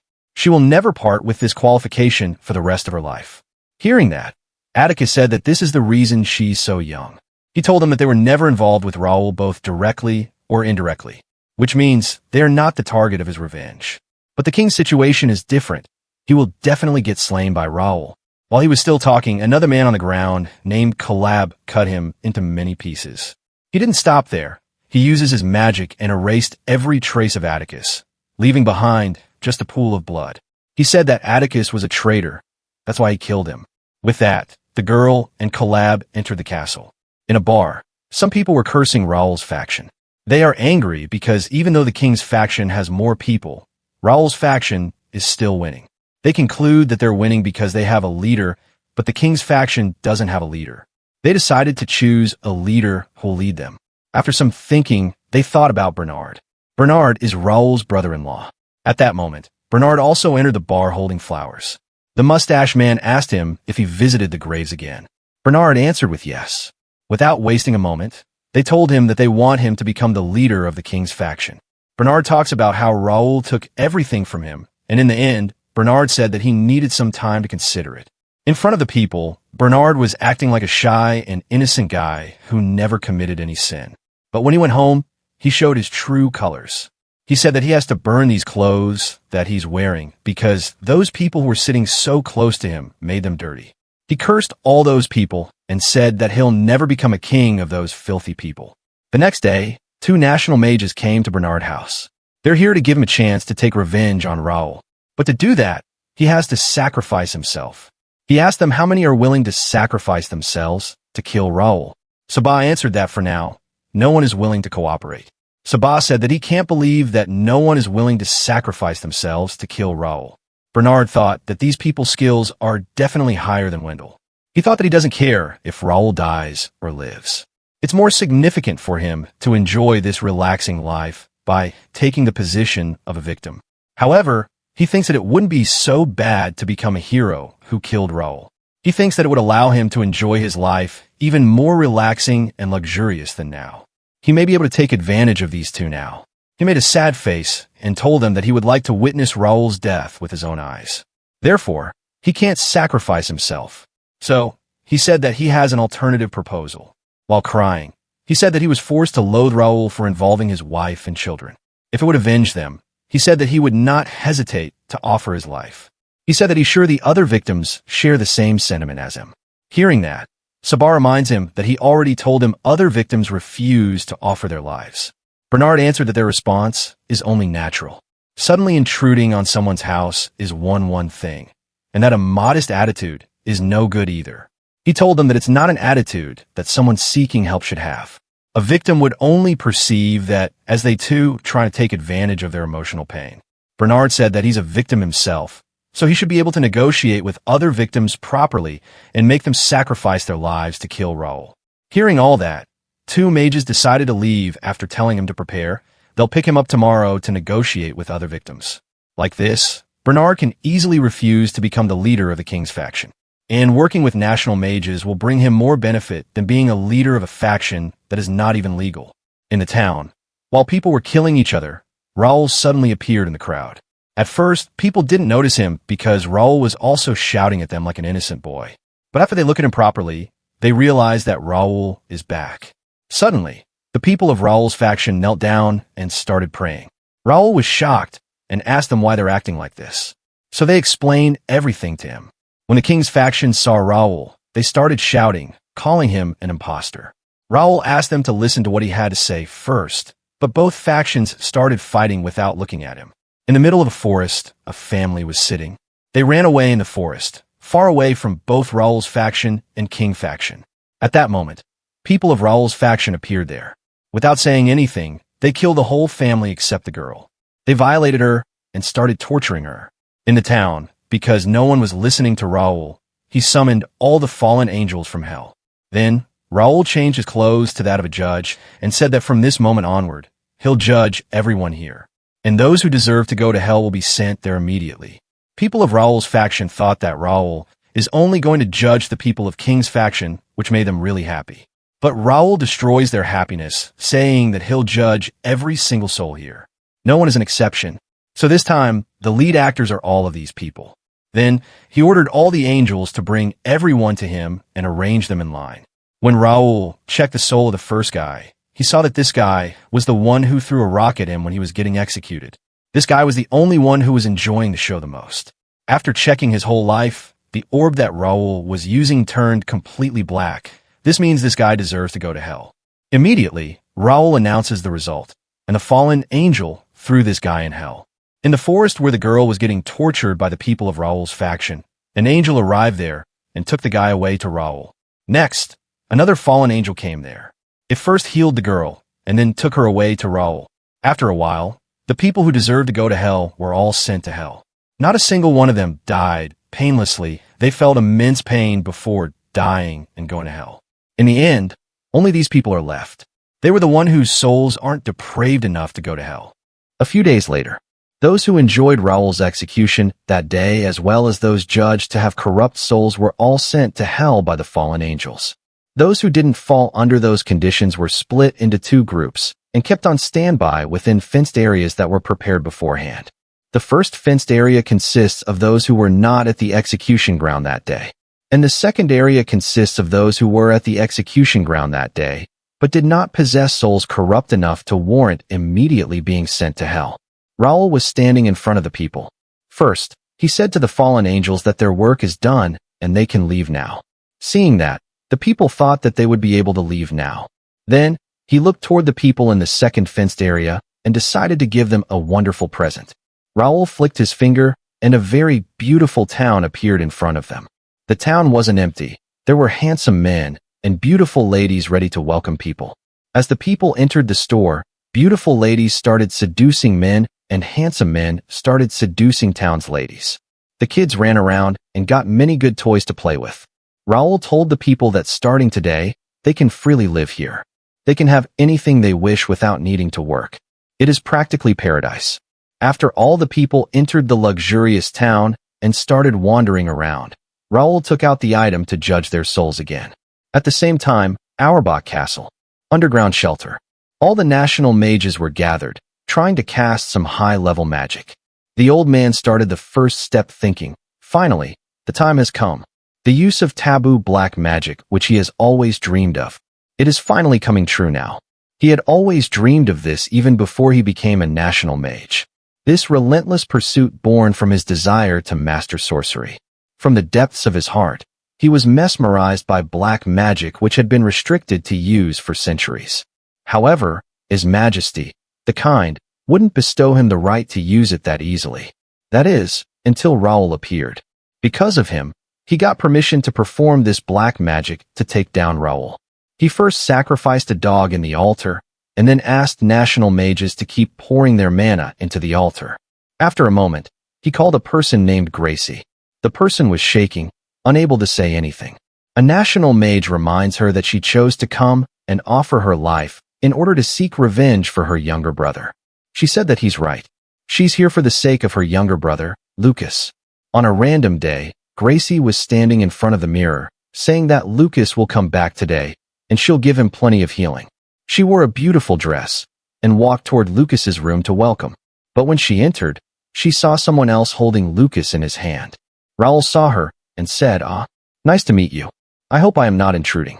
In Lucas' mouth, there were a lot of gold coins.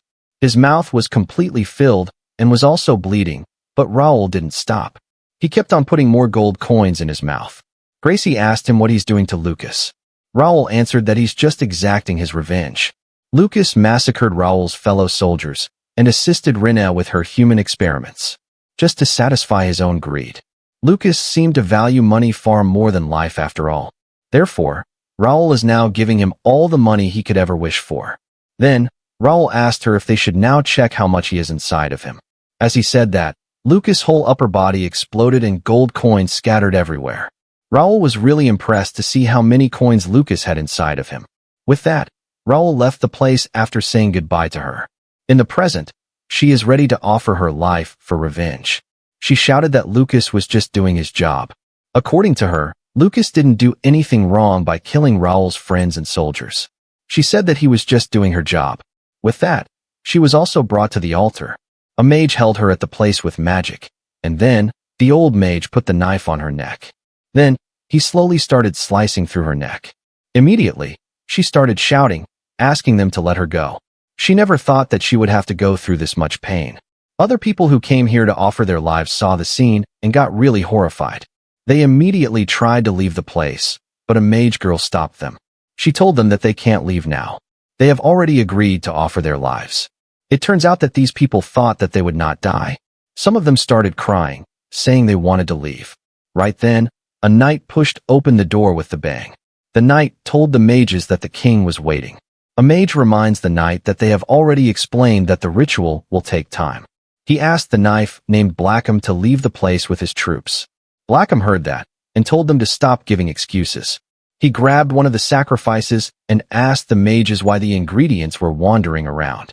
He asked them to quickly finish the ritual and also told them that he's not as forgiving as the previous general. At that moment, a mage told Blackham that 100 hours is necessary for a soul reversal. It is not something that can somehow succeed by rushing. Hearing that, Blackham said that seeing how the ingredients are running around, they will most likely not be able to complete the ritual in time. People heard the word ingredients and started asking if they were referring to them as ingredients. They asked them what they think human life is. They said that they'll cut their own tongue instead of getting sacrificed in the altar. At that moment, someone teleported there.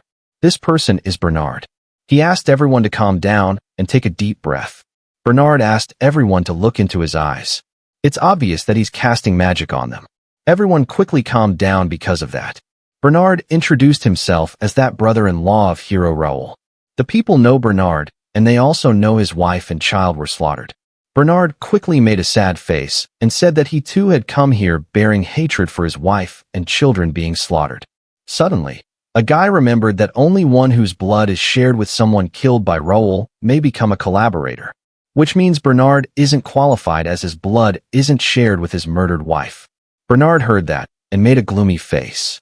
He said that because he's not qualified, he had this child, a distant relative of his wife's, collaborate instead.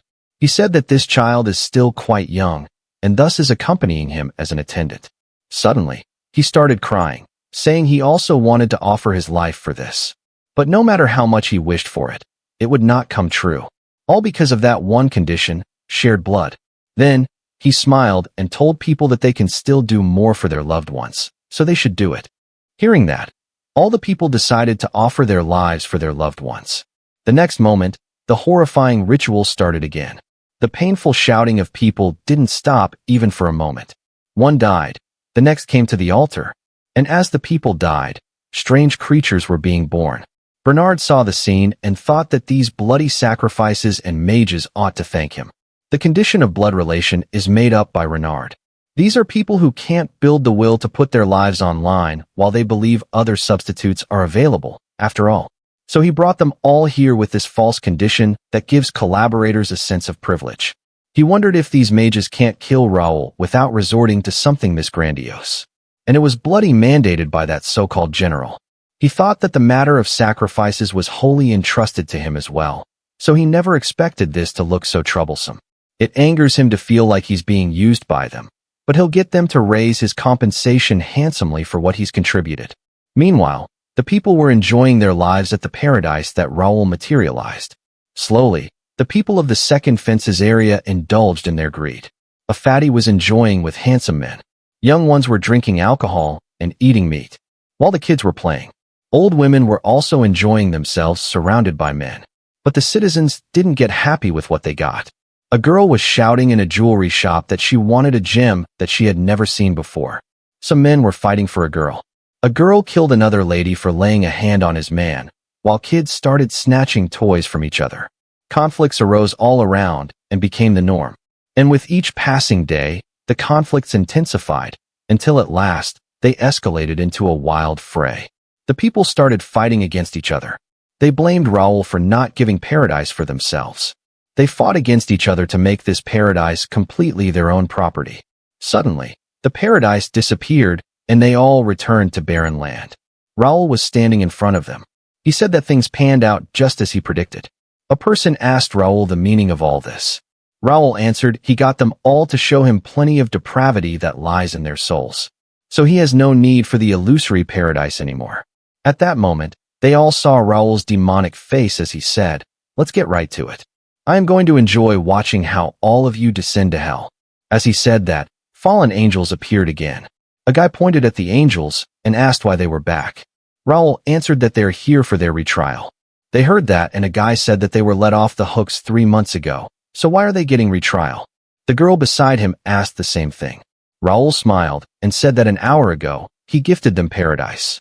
But because of his magic, they felt like 3 months had passed. By just preparing a mere paradise, these people graciously went ahead and defiled their souls for Raoul. The people started shouting, saying Raoul tricked their mind by creating an illusory paradise. Raoul heard that and can't believe that realized it after so long. He said that it doesn't even matter if they are good or bad people. All the people in the second fence were the targets of his revenge. He never once said that they'll be off the hook just because they were singled. They were present at Raoul's execution ground that day. However, he couldn't send them to hell since their souls weren't totally depraved. So he just took this opportunity to have them all thoroughly show him their souls.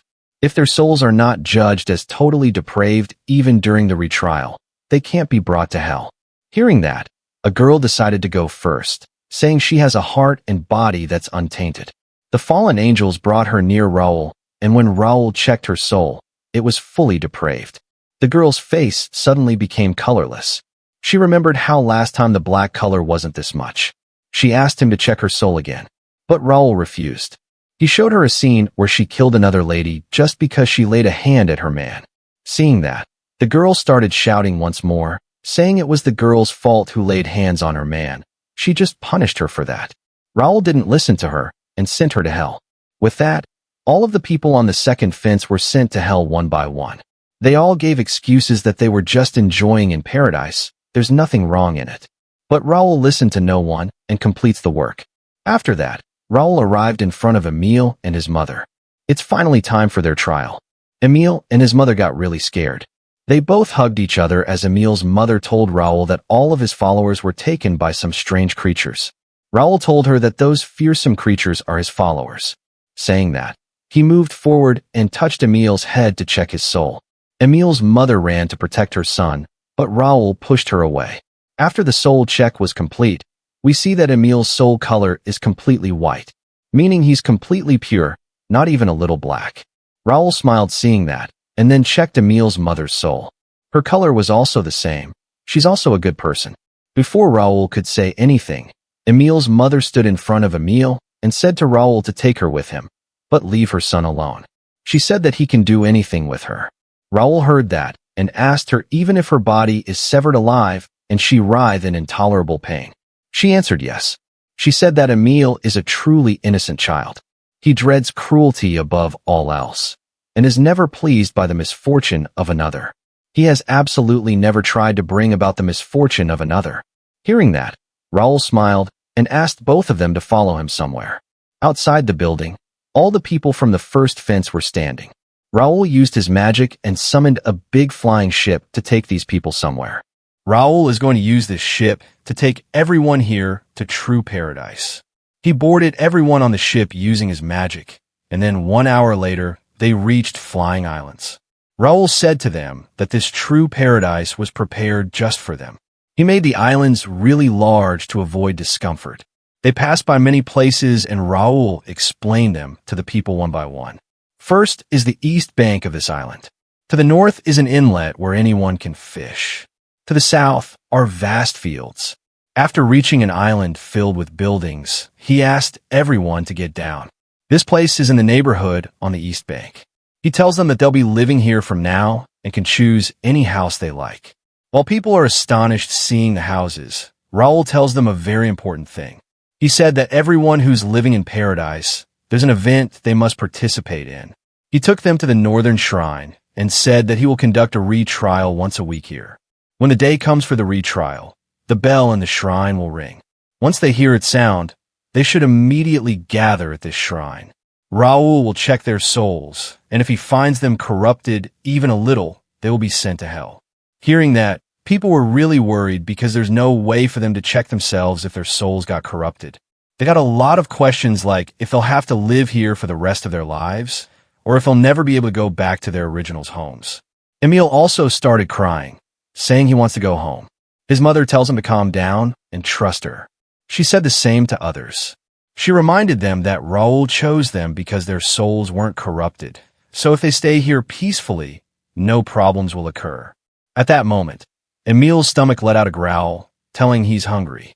Hearing that, everyone remembered that they haven't eaten anything for a while now, so they decided to eat something first. Emile's mother quickly asked Raoul if they could look around what kinds of foods are available on the island. Raoul gave them permission. He already explained all the rules, so now they can do whatever they want. With that, Raoul returned to the royal capital, which has been completely destroyed. As Raoul was looking around, he heard a very familiar voice.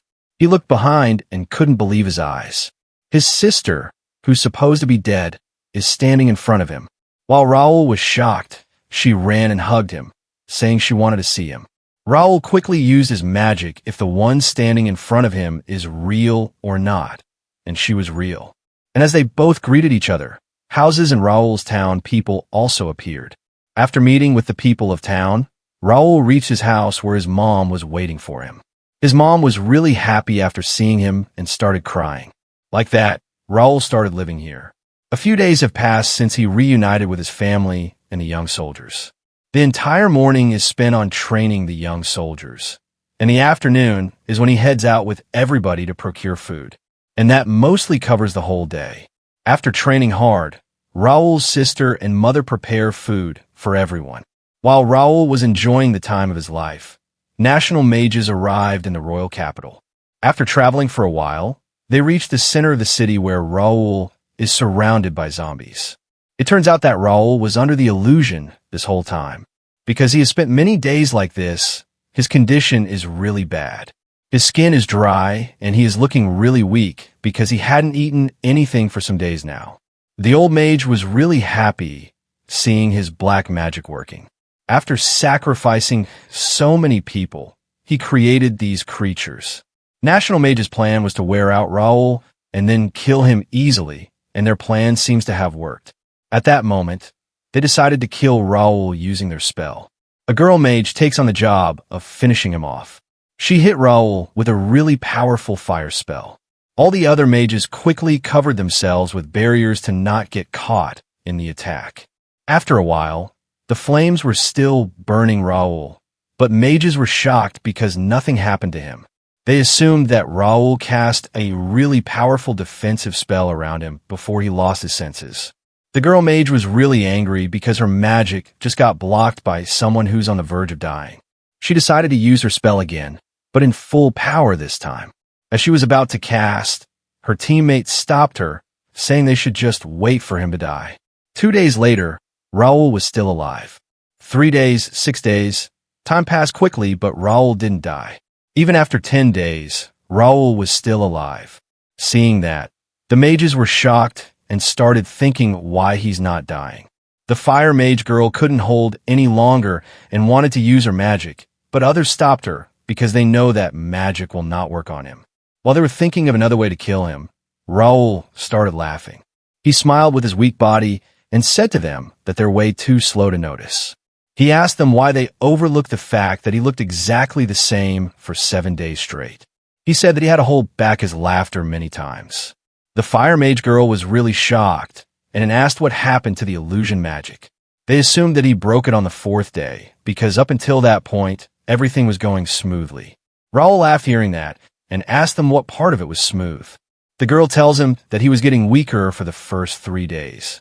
At that moment, Raul snapped his fingers and returned completely healthy. He said that he was the same this whole time. The ones under the illusion were they themselves, all along. When the girl asked him if he was just pretending to enjoy being surrounded by the dead, Raul answered that it was an act.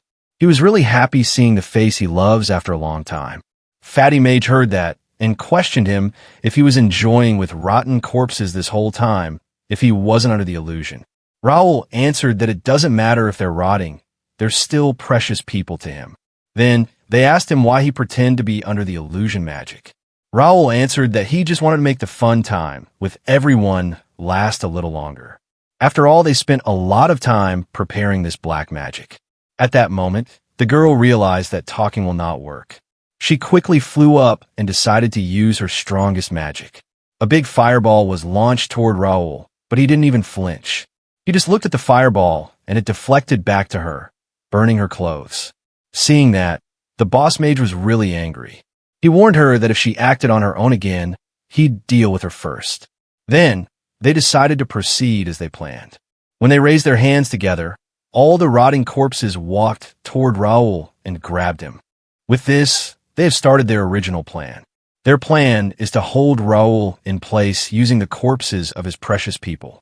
They think that if they're rotting corpses, they're still precious to him, so he'll not attack them. As the plan moved forward, the boss mage contacted the head mage. The head mage took the remaining national mages and decided to go where Raul is. Because it will take some time for the head mage to come here, Fatty decided to tell Raul something. He took bread from his basket and said that he needs a bit more man than most people, so he gets hungry real quick. That's why he wanted magic that could create food. So he created a type of magic that could turn living things into food. He said that it's really easy magic.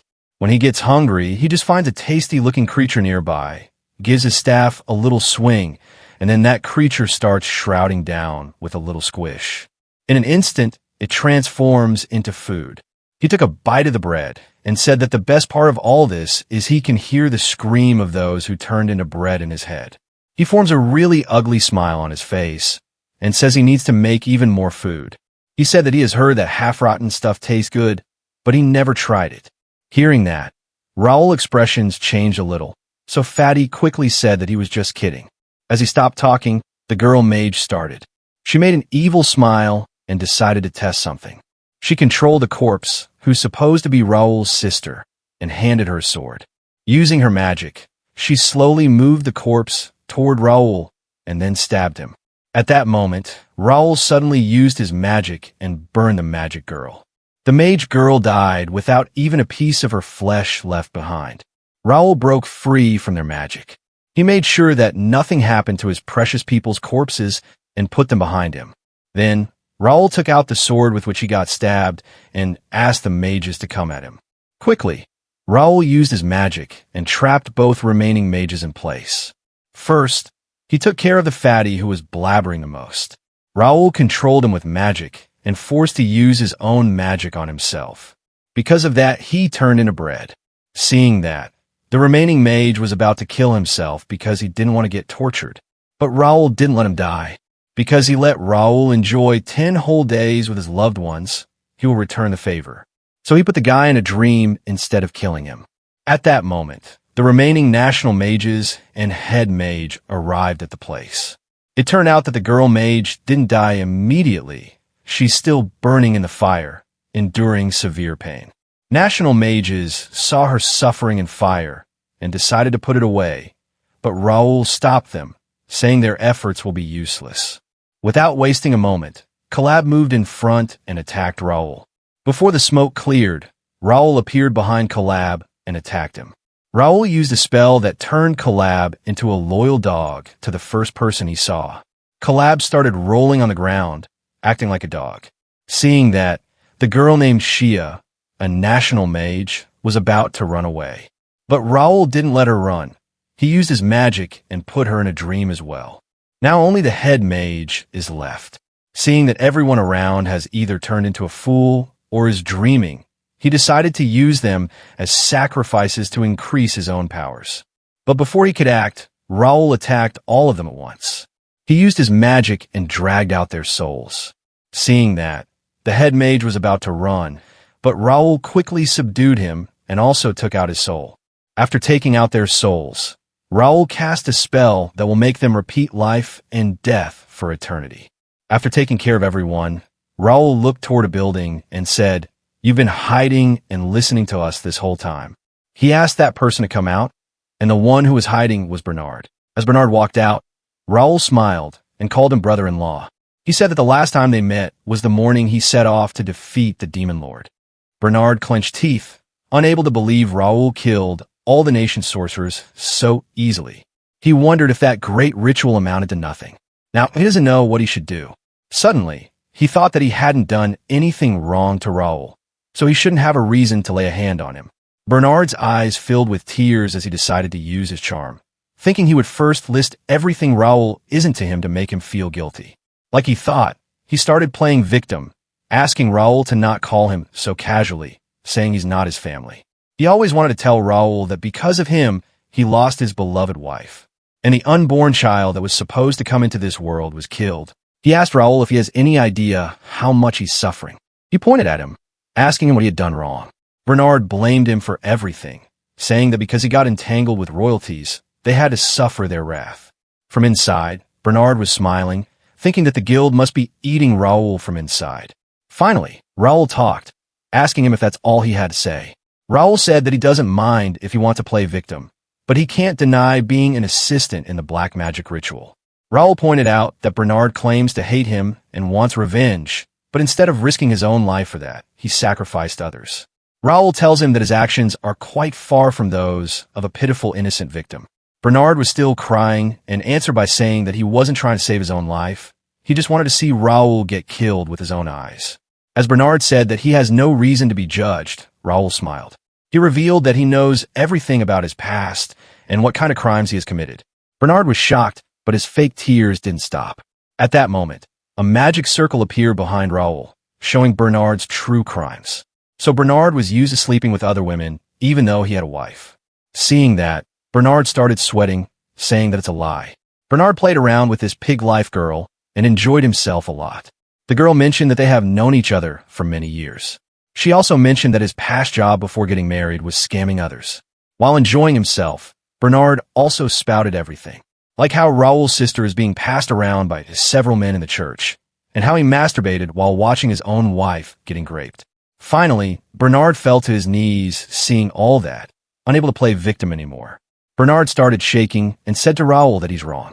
Raoul answered that it doesn't matter if he's wrong or correct. He never intended to let Bernard go from the start. Raoul tells him that he really likes giving people hope and then throwing them into despair. Bernard still didn't give up.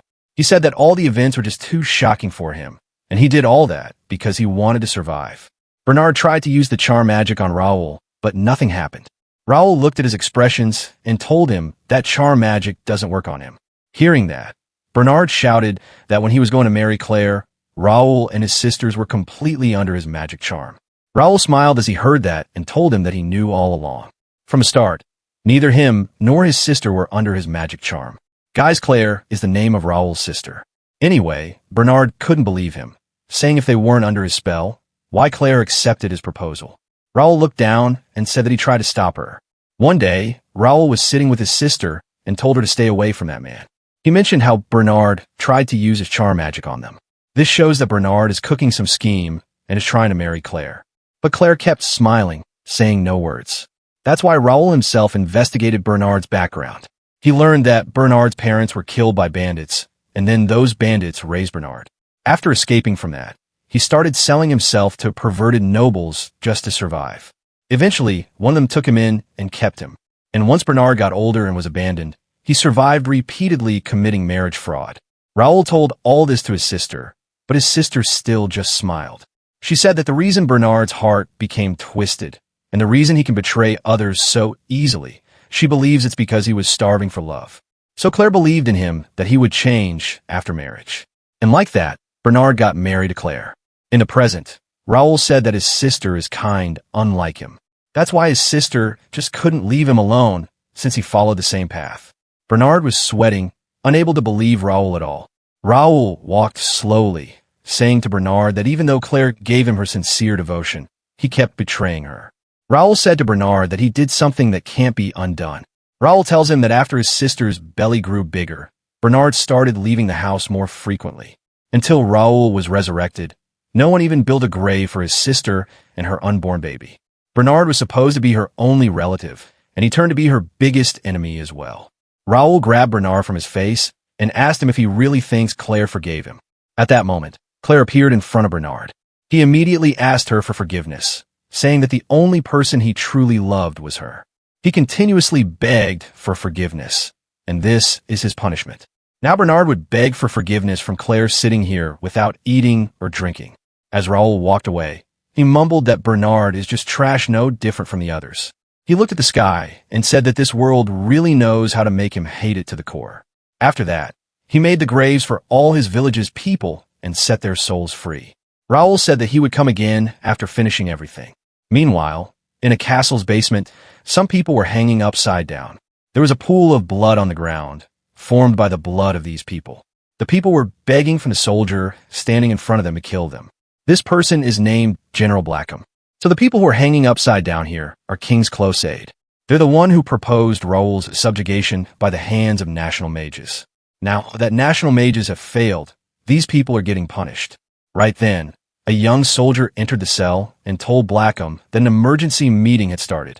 Young soldiers also stated that the king had already arrived. Hearing that, Blackham wondered how long it's been since the king arrived here himself. He thought that watching torture was used to be a brief moment of relief for the king. He wondered if he started to get bored by seeing the same torture again and again. Without saying a word, Blackham headed to the conference hall. A young soldier reported in the conference hall that due to the attack by the demons, from major cities has fallen. Hearing that, the king turned to Blackham, asking him what he would have done in this situation. Blackham immediately turned tense, because he knows that one mistake can spell his doom. He thought carefully and said that among their kingdoms for major cities, the only one that hasn't fallen into enemy hands is Bartle. Among them, Trote has been a key trading hub as a port city. He said that there's no doubt that Trote will be crucial for their nation's recovery, so they should defend Trote at all costs. Saying that, he asked the others to say their opinions. Right then, another guy stood up, saying that the demon army and the former Raoul, facing either of them would be difficult with their country's current strength. He suggested that they should find Raoul once again and bring him to their fold. If they eliminate the remaining stragglers who surfaced with Raoul this time, then those stragglers will never be able to rise again. At that suggestion, the king exploded the man's head, killing him instantly. Then, the king asked others for their opinions. The king thought to himself that just imagining joining hands with that demon Raoul is making his skin crawl. He thought that these fools knew nothing about his nightmarish days. From the time Raoul started coming and going from the royal castle, that's when it began. While the king was sleeping, Raoul appeared in his room and grabbed his nose, blocking his breathing. Raoul continuously gave the king near-death experiences. He stared at him intently as the king tried his best to fight against his fears. He could feel Raoul laughing in amusement so close to him. The device that moves the king's body has been stopped by Raoul's magic, a time where the king was allowed only to accept the relentless suffering given to him. That continues until morning. Raoul carried out this game of blocking his breathing on a whim. Each time the king was made to understand it to an unbearable extent. This life of his is in Raoul's hands. The king was really frustrated, but unable to do anything. At that moment, a soldier entered the room in panic and said that Raoul had appeared in Ball. At the same time, Raoul was standing on top of a building, surrounded by fallen angels. He asked if they should begin the judgment. Raoul thought that after he saw everyone off, he traveled to the land of the Kurt's kingdom to judge the remaining souls of its citizens. And now, in the major city of Ball in the Kurt's kingdom, the judgment is taking place. Using this crystal, he sorted humans with tainted souls from those with pure souls. The invasion of the demon army had also begun in Ball. The Kurt's army was facing a desperate, life-threatening crisis. After testing their souls, Raul wasn't happy to see that almost all of them had their souls pitch black. Like before, he put those with white souls in different enclosures, while with pitch black in different enclosures. Is Raul racist for this? Raul is trying to find souls that are pure because they're the ones who carry the hope needed to complete his revenge. Thinking that, he said goodbye to all the people with tainted souls. The fences around them suddenly disappeared, and they started running away happily. Right then, an explosion occurred, killing them all and sending them to hell. As the people were burning, those with pure souls started begging Raul to let them go so they could save them. Raul couldn't believe that there are still such pure people in this world. They have shown him that hope is not lost. Then, Raul summoned the big ship again and put everyone with pure soul in that ship, taking them to paradise. When they landed on the island, Emil's mother came running to assist new people. Finally, Emil's mother's name has been revealed, which is Dolores. Raul said to Dolores to postpone the guidance until after all the new people moved to the residential district. As the new people entered the area, a guy started shouting, asking why isn't anyone taking action. He said that more new victims have been brought here. This guy is Alex, and hearing him talking, people mentioned that Alex has said these things many times.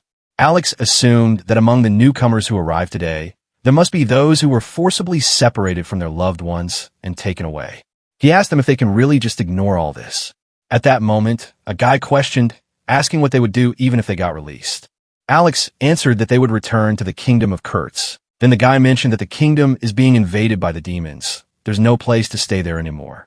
But Alex continued insisting, saying they should talk back to Raul and return to their homes. Soon, Alex had said enough and took his leave for now. Before leaving, he asked them to at least think about what he said. But others' views were different. They know they can live in this paradise more peacefully than they used to live in the kingdom. Right then, the bell rang around the paradise, indicating that it's time for the judgment. They all gathered in a temple where Raul was already standing. He checked all of their souls one by one, and they were still pure. Finally, it was Alex's turn. As Raul checked his soul, it turned out to be impure. Seeing that, Alex's face turned pale, and he looked toward his kids, who were also standing there. But now it's too late to change. He would be expelled from hell. Raul looked at the color of Alex's soul and said that he couldn't believe he wanted to return to the kingdom of the Kurtz with this color. Raul mentioned to him that he never let go of his hatred toward his wife, even after coming here. Hearing that, Alex shouted, saying that hating that woman isn't a sin because that woman is the one to blame for everything. Suddenly, his kids hugged him from behind, saying to him that he's scary. Raul was sad, but he had no choice but to expel Alex. I skip a lot of this chapter because there was just Alex bickering and his little backstory. Anyway, a few days later, Raul arrived in front of the castle. And the one who opened the door of the castle was Blackham, and Raul called him Lieutenant General. Seeing that Raul was holding a letter, Blackham said that the king wanted to apologize to Raul for attacking him with national mages. This is written in the letter as well. While walking inside, Blackham corrected one thing of Raul, telling him that he's not a lieutenant general, but has been promoted to general. After General Brown died, Blackham was put in the vacant position. Hearing that, Raul asked him if he even has the ability to be called a general. Raul said that while General Brown was alive, he wasn't able to outmaneuver him even once. Blackham shouted hearing that, saying that because the general born is already dead, there's no need to talk about him. At that moment, Raul opened a little portal in his hand, and General Brown appeared out of it. After inheriting the powers of God of Hell, bringing the dead into the living world is easy for him. But the General Brown that came out was a mini version. Blackham couldn't believe that General Brown, who was supposed to be dead, appeared like this. In Raul's hand, General Brown kept shouting and crying, begging Raul to not send him back to hell. Raul just hit him with a finger, stopping his bickering. Raul mentioned that he hates the General Brown as much as Blackham does. He said that he hated General Brown even after he died. Now, Raul wants to know which one of them hates General Brown the most. Blackham laughed hearing that, saying that Raul's only reason for hating General Brown is that he killed his parents. Blackham said that his hatred ran even deeper. They used to go to the same academy, and Ernest Brown was always ahead of him, looking down at him. In adulthood, any girl Blackham liked, General Brown took away. In the exams, Brown was always first. Even when Blackham challenged him for duel, Brown won without breaking a sweat.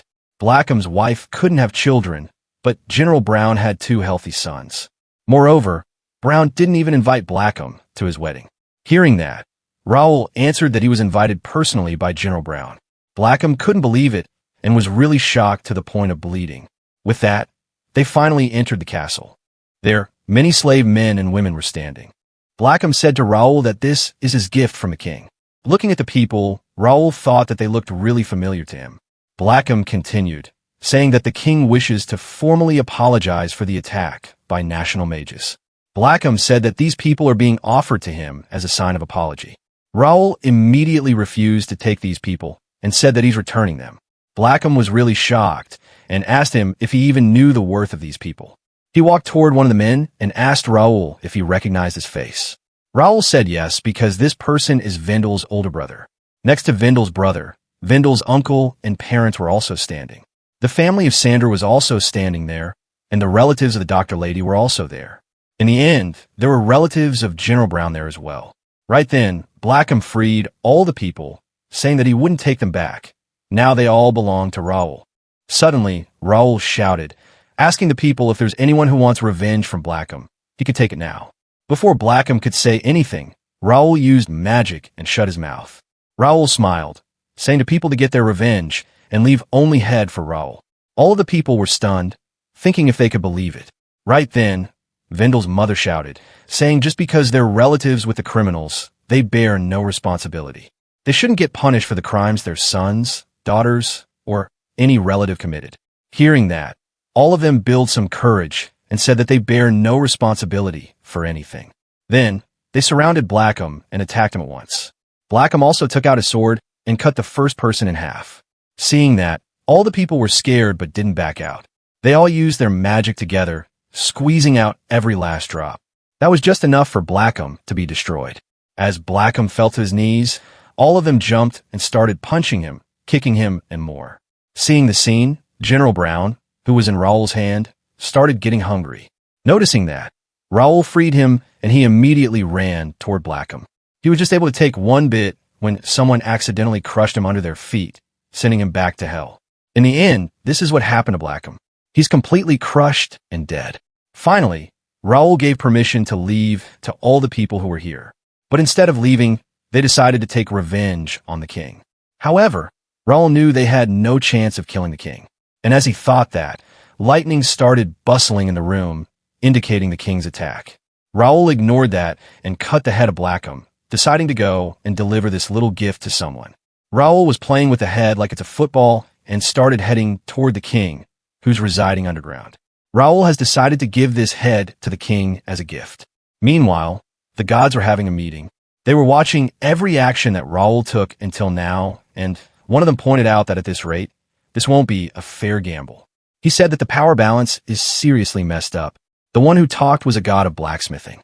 After hearing what he said, a female god mentioned that that's part of her temple, so he doesn't have any right to meddle in it.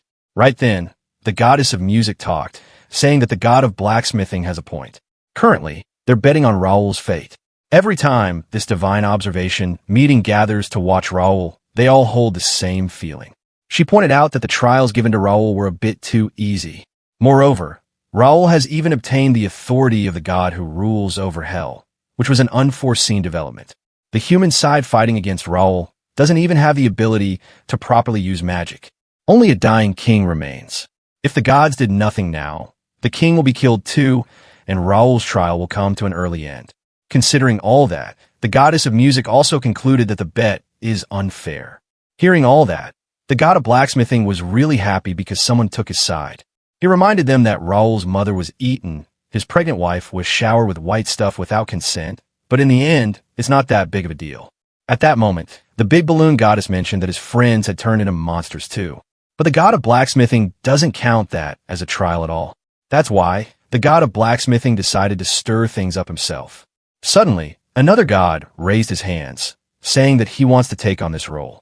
Seeing that, the god of blacksmithing mentioned that a substitute god of fire like him can't do anything.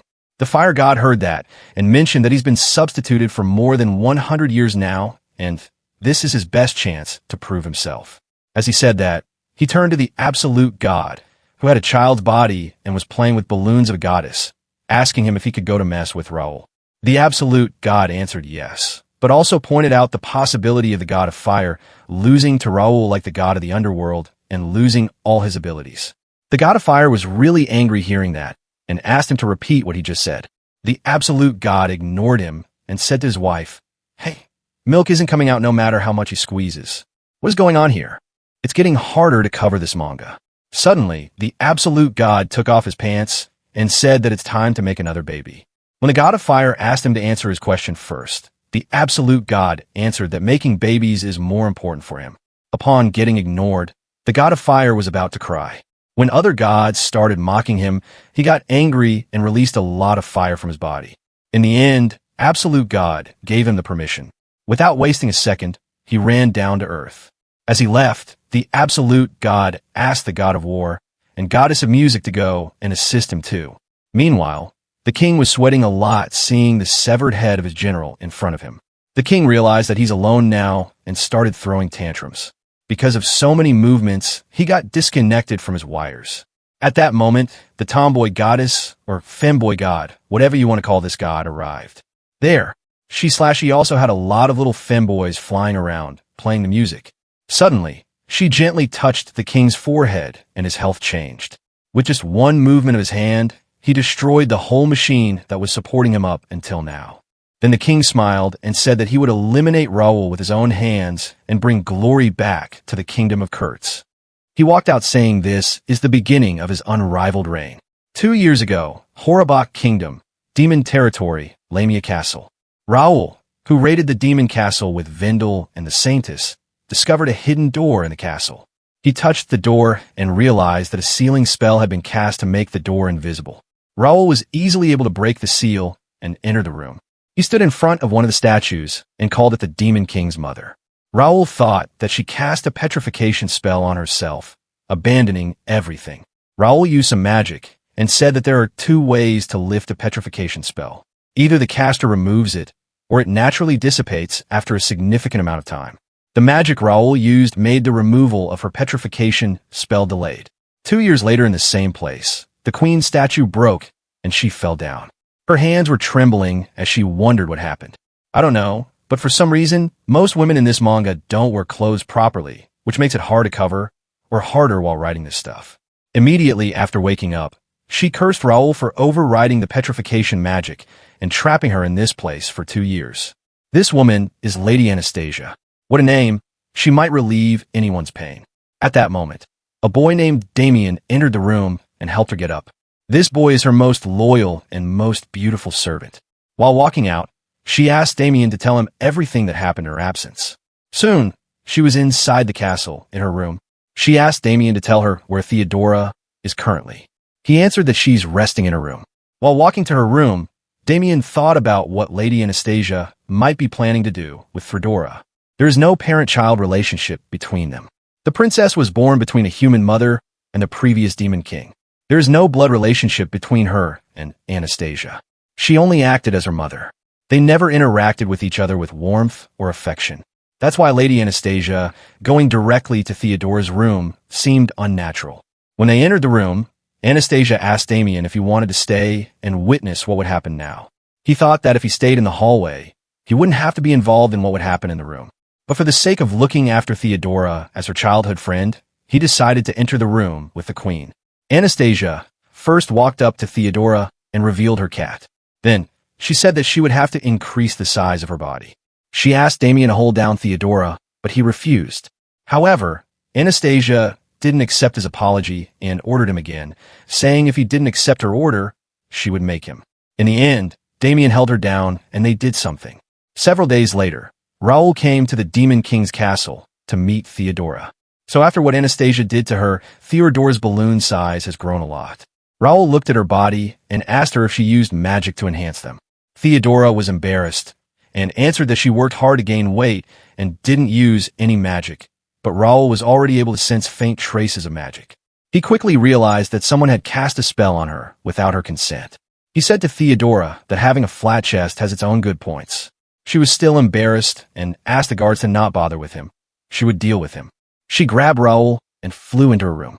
They talked a lot about useless stuff, and soon, Raul mentioned that they should prepare for revenge against the king of Kurtz, and asked her if she's interested in joining him. Theodora asked him what his goal was by inviting her. Raoul answered that his goal isn't big. He said that it would be convenient if Theodora, the princess of the demon tribe, would cooperate when they overthrow the current regime, because it'll make it easier to foster a good relationship between the new regime and the demon tribe. Right now, the demon army keeps attacking the borders of Kurtz. If this tense situation continues, the new regime might end up starting with a war. That is why, if it is possible, Raoul wants the Horaba kingdom to form a friendly alliance with the new regime he's building. Theodora was really shocked seeing a revenge-hungry guy like Raoul asking for alliance. She wanted to get advice from Damien or Kirill, but they both are busy preparing for the banquet tonight. In the end, she asked Raoul to stay here for a day before she would give an answer. Hearing that, Raoul asked her to let him join the party too, but she refused, saying it's only for demons. So, Raoul decided to disguise himself and then join the party. In the evening, many demons gathered in the big hall for the banquet. Standing beside the queen, Theodora was observing everything. There was a line of noble demons, asking Theodora to dance one by one. She rejected everyone until a man named Baron invited her. Surprisingly, she agreed and started their dance. During their dance, Theodora talked like she wasn't Theodora, and Baron was talking embarrassed like girls. Soon, they stopped dancing for rest. Right then, a noble demon named Roddick came up to her and asked her if they should make a memory together. Theodora agreed and left the place with Roddick. Baron was really shocked and tried to stop, but she didn't listen and said that she would be fine. In the next scene, as they sat together, Roddick suddenly pinned down Theodora and tried to force himself on her. Roddick also revealed that the lines of demons earlier were personally selected by the queen to ask her hand for marriage. Roddick was trying to take Theodora's pureness and make her his own. The treasure that Theodora would inherit would change the life of Roddick's household. Suddenly, Theodora smiled and sent him flying with the flick of her finger. It turned out that this whole time, it wasn't Theodora who was walking around, it was Raoul. And now Raoul would take revenge from Roddick for trying to take his dignity. To begin with, he plucked out Roddick's family jewels. Then, Raoul revealed something to him. Around the waterfall, all the men who were chosen by the queen were crawling like dogs, with their family jewels gone. Now, Roddick would become one of them, enjoying to his heart's content. Raoul also put a big and alive flower in the hole. Bro, this arc was really bad, so I got over it as quickly as possible. In the end, it was revealed that Theodora was Raoul and Baron was Theodora. What a surprise. While he was talking to Theodora, he suddenly noticed something and decided to leave immediately. Before departing, he told Theodora to come to Auerbach Castle in a few days to join the campaign of taking down the king. Meanwhile in Baul, major city of the Kurtz kingdom, the demon army had already taken down this city and started the advance to the Kurtz kingdom's heartland. At that moment, the king appeared in the sky and used his newly returned magic. With just one spell, he annihilated the whole demon king army that was present there. At the same time, in paradise, the destruction was everywhere. Meteors of fire were falling from the sky. Everyone was running here and there to save themselves. Many innocent people died in the attack one by one. Emile was hiding behind one of the broken walls, asking for help. He called on Raoul again and again, but it was no use. In the end, he showed courage and stood in front of the rain of fire, saying it would be better to die and lay in rest. However, as the meteor was about to hit him, his mother appeared in front of him and saved him. After the impact, Emile was completely fine, but his mother was bleeding from her mouth. She coughed out blood, but still smiled, glad that her son is fine. Emile kept asking his mother to step away from him, but she kept lying on him, smiling. She said that even if he runs away, it's okay. Even if someone calls you a coward, don't let it get to your head. She asked him to make her a proud mother. In the end, she asked him to not hurt anyone and find happiness. With that, she closed her eyes. Emile kept calling her, but she didn't answer. At that moment, the god of fire was floating at some distance from the paradise, throwing a meteor toward it continuously.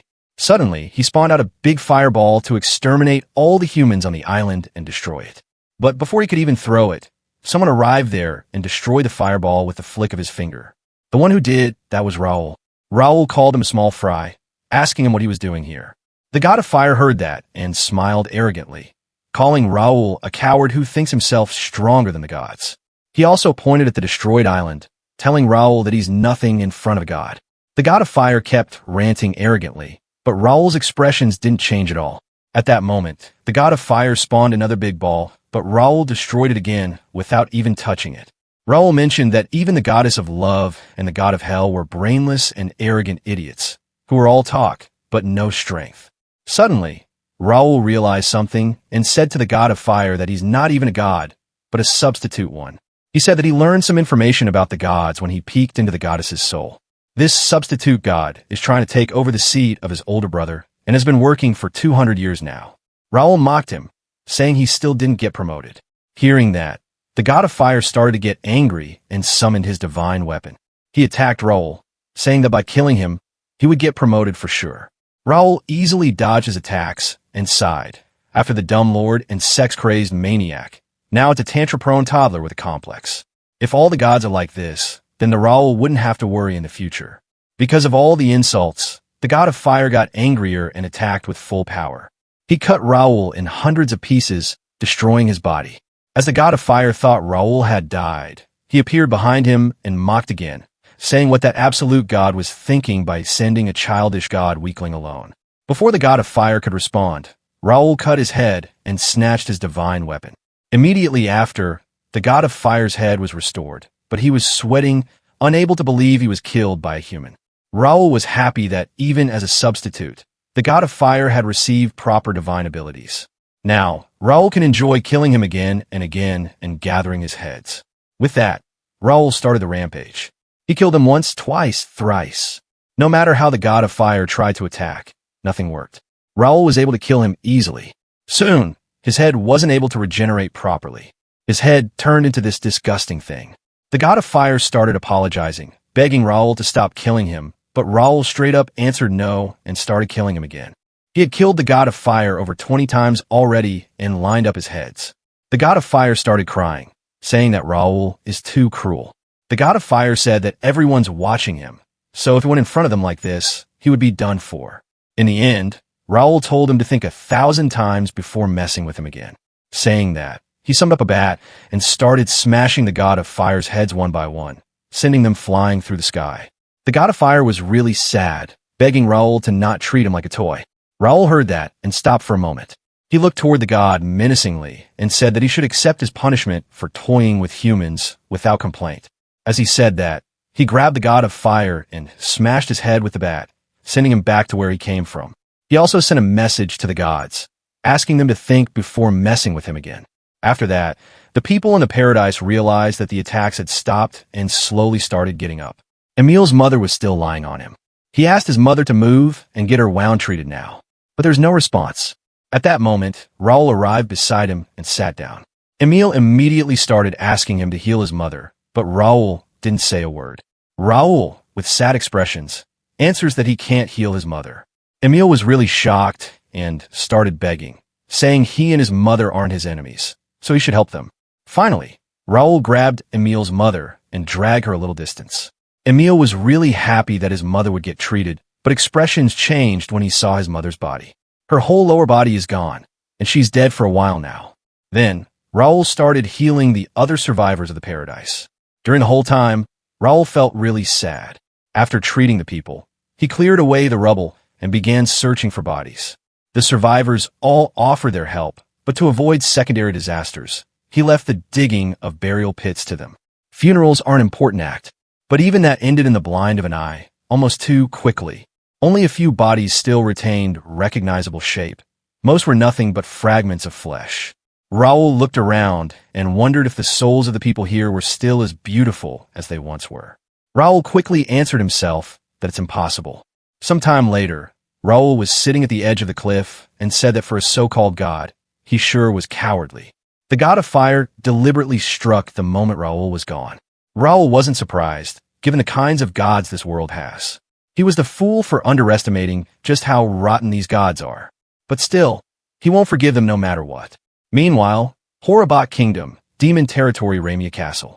Theodora was walking in the hallway, thinking that after Raul left, until the banquet ended, she was forced to dance with dozens of nobles, making her feet injured. Of course, it was all arranged by the Grand Queen. And after interacting with the nobles directly, she finally understood what Raul had meant. They were all desperate to win favor with her, trying any means they could to become consort of the next Demon King. They're no different from that duke, seeing her as the tool for birthing a child. Theodora felt disgusted and wanted to kill the last one of them. Right then, Damien and Kirill appear in her sight. She stopped in front of them, saying she wanted to share some secrets with them. But this place isn't suitable, so they should go to Kirill's room. Hearing that, Kirill blushed hard, saying that a woman visiting a man's private room is absolutely out of the question. Theodora was angry, but suddenly she decided to change the location. In that location, she has also left something that still needs to be dealt with. In the next scene, they arrived at the same place where those demons were walking like dogs. Theodora told everything to Kirill, like how these demons try to steal her dignity. Hearing that, he was really angry, and with one slash of his sword, he cut down the head of every single one of them. Then, she told them everything about how Raoul approached her and invited her to take revenge on the King Kurtz. At first, he refused, but after learning that Raoul was the one who saved Theodora from these scoundrels, he agreed and bowed down in front of her, saying they would follow all of her orders. At that moment, Anastasia appeared from behind and grabbed Theodora, asking her what secrets she's keeping from the queen. Simultaneously, at the kingdom of Kurtz, the king is going from location to location, destroying Demon's army. With one attack, he destroyed army after army. As he landed on the ground, stepping on Demon's corpses, the army of Kurtz arrived there. The king felt really strange because he wasn't able to sense this army king until they called out to him. He smiled and wondered if it was his magic. The army general stopped in front of the king, sweating, saying that they arrived as soon as possible after his orders. But the king never ordered them to come here. With General Blackham dead, this general decided to lead the army himself and arrived here. At that moment, the king asked him who told them that he summoned them. In response, the fat general pointed at a soldier sitting on a horse, asking the king if he didn't send this envoy to call them. He also added that they were transported from the capital to the border by this man's magic. The soldier was wearing a helmet, so the king asked him to remove it. And with that, Raoul's innocent face was revealed. He said hello to the king and asked them if they missed him while he was gone. Raoul missed them all, so he said that they should have a lot of fun together. The king looked at him and said arrogantly, "You spare me the trouble of hunting you down." Saying that, he summoned a sword and put it on Raoul's throat. But Raoul asked him to stop, reminding him that they're in the middle of a truce. He also added that they were getting along just fine and asked him why he's attacking like this now. The king responded, telling Raoul that he had regained his former powers and shall put Raoul to rest. Hearing that, Raoul also decided to get ready to have a fight with him. Raoul threw a really strong dark magic attack, but when the smoke was cleared, the king was completely fine. Seeing that, Raoul faltered for the first time since his return. The king said to Raoul that he can't even lay a finger on him because the gods have decreed it so. Saying that, the king took out his weapon and attacked Raoul. Floating in the sky, Raoul barely dodged the attack with serious expressions and then attacked back. But before the attack could even reach him, the king's attack penetrated through Raoul's attack and damaged Raoul's arm. Then, the king's magic tied around Raoul like a rope and started crushing him. The blood poured out from Raoul's body as he realized that his situation was really bad. The king smashed Raoul on the ground, injuring him severely. He appeared in front of Raoul, laughing and saying that this is his true power. He crushed Raoul under his feet, asking him how does it feel. It's been a while since Raoul last had his back against the ground. Raoul heard that and showed him his tongue, saying that it's unfair. The king is protected by divine energy and everything. He was shocked that Raoul noticed it already, but now it doesn't matter. He shared to Raoul that he has been granted the divine protection of the gods. The gods have chosen him. He laughed like a maniac, saying that he's the one destined to rule over this world. He grabbed Raoul from the neck and lifted him up, saying that from the start, a human like him could never hope to stand against one as noble as the king. Raoul smiled as blood flowed out of his mouth and guessed that his calculations were a little off. The king smiled back, calling him pitiful, and then finished him off. His sword pierced through Raoul's stomach and arrived out from his mouth. Raoul coughed out a lot of blood, feeling intense pain. The king asked him to rejoice, because unlike that failure of a daughter, he won't let Raoul's life go to waste. He will gratefully take Raoul's power for himself. As he said that, he started sucking out Raoul's dark power. The power kept flowing out, making the king shocked by the amount of power he possessed. The king said that with this power, he will rebuild his nation and conquer more land with no effort. The royal family shall once again bask in glory. The king's path to dominion is now guaranteed. With all the power sucked out, Raoul was unable to move an inch. The king looked at him and said that this is the perfect finale for him. The star of the stage was never Raoul. Not from the very beginning. He said that he would be the only one standing on the stage till the very end. Because he, the king, is the true protagonist. After destroying Raoul's body, the king announced the beginning of the second act, the tale of his path to supremacy. With hero Raoul eliminated, the king announced that he would be starting the reconstruction of his kingdom. However, in the battle against Raoul, he lost many of his citizens, so he must increase them first. To do that, he started killing old men and abducting their daughters. Then he gathered all the young men and women in one place. There were only like 30 people, half men and half women. Next, he fed them some potion that increased their heat and reproduction capacity. With that, everywhere in the town, people were having intercourse, and the king was really happy seeing the scene. Meanwhile, the king has gathered many women for himself too. He also wants to get an heir who will control the kingdom in the future. 20 years passed like that, and the kingdom was bustling with people once more. The population has recovered to 80% of its peak. But even with the divine blessing, the king's body still weakened. However, that's no problem now because the creation of his successors has come to an end. There are 28 princes and 35 princesses, a total of 63 children, with the youngest being a year old and the oldest 33. The 3 children born to his concubines before the hero Raoul appeared have already reached adulthood. They're all talented and respectable. No matter which children inherit the throne, the royal family's future will be secure. He's glad that he made the decision to abandon a failure like Victoria. Every event up to now existed to lead them to this very future. He laughed, thinking that everything Raoul did served as nourishment for his royal family. He asked Raoul to have some pride in the fact that he was of some use to him. As he said that, he decided to begin training his successors. He looked around the yard, wondering who he should choose. He wondered if making them kill each other and choosing the remaining one would be better. While he was wondering that, he was also continuously counting the heirs. Suddenly, his face turned dirty as he realized that one person was missing. He counted again to make sure, and this time one more person disappeared, leaving 61 behind. He was stunned, wondering what's going on. He immediately asked all of them to not move, but still the kids didn't listen and kept moving. At that moment, he noticed a boy disappearing in the same manner Raoul disappeared. He was really terrified, wondering what's happening. He couldn't even think of Raoul still being alive, because he disposed of him himself. At that moment, the eldest son, who was standing in front of him, disappeared too. Following that, all of his children disappeared, turning into ashes. He finally realized that he's been in a spell until now, wondering when he was caught in it. He tried to dispel the illusion, but it didn't work.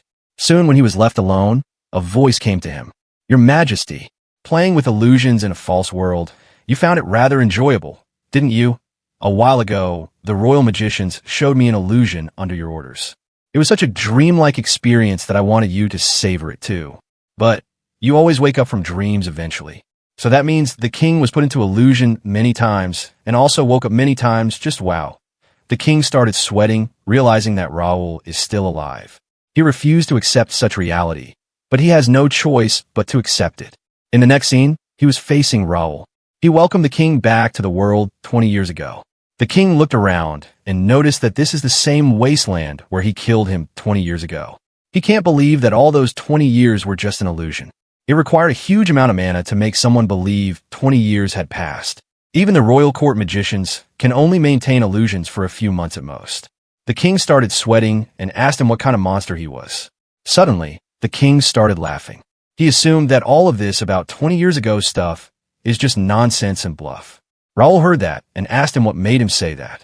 The king pointed around, saying that if this was really 20 years ago, the corpses of the demon race should still be lying around, scattered all over there.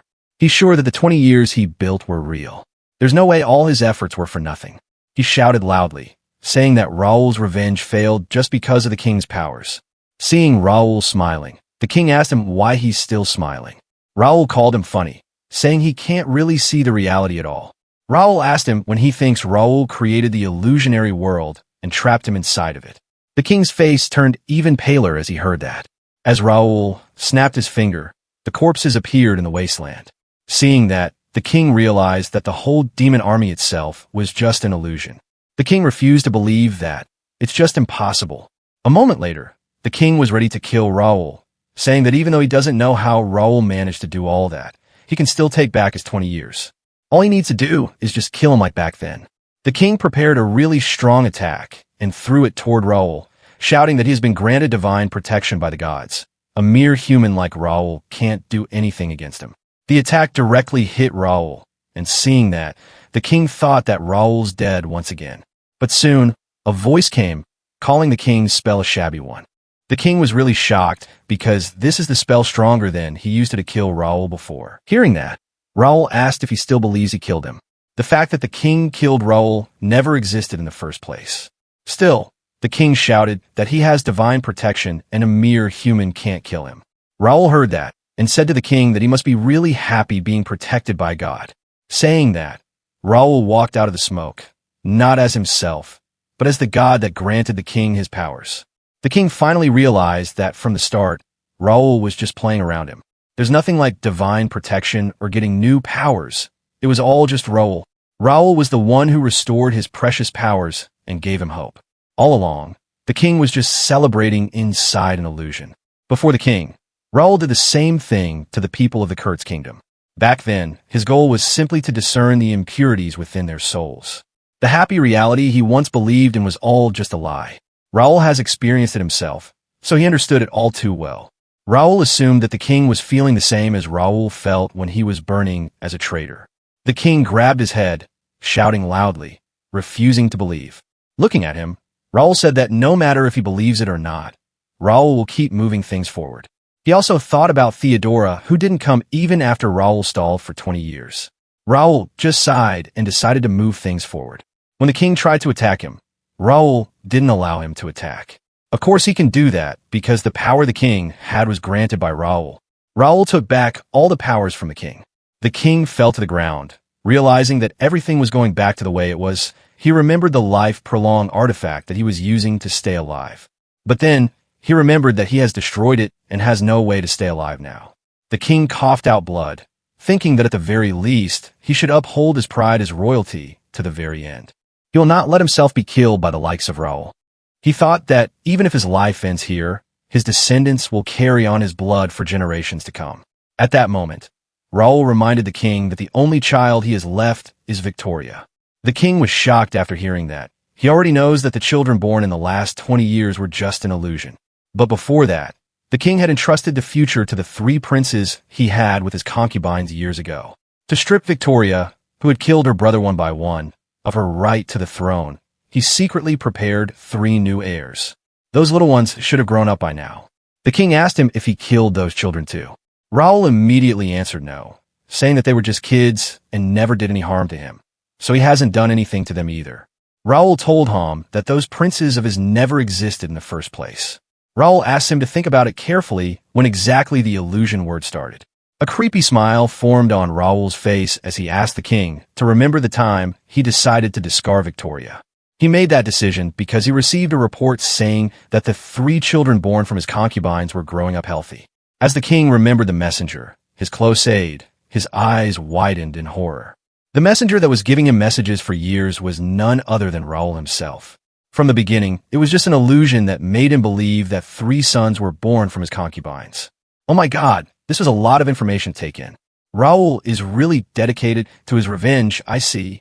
As the king started crying, Raoul told him that it's too early to give up because he still has hope. Saying that, he summoned his masterpiece, Victoria, who is constantly being eaten by insects from in and out. This is the only surviving member of the royal bloodline. She carries the same royal blood as the king. The king can't believe that Victoria is still alive. Raoul mentioned that she's not dead because he's been keeping her preserved in his museum all this time. Even though he likes this version of Victoria more, but since this version can't talk, he has to recover her. With a flick of his finger, Victoria returned normal.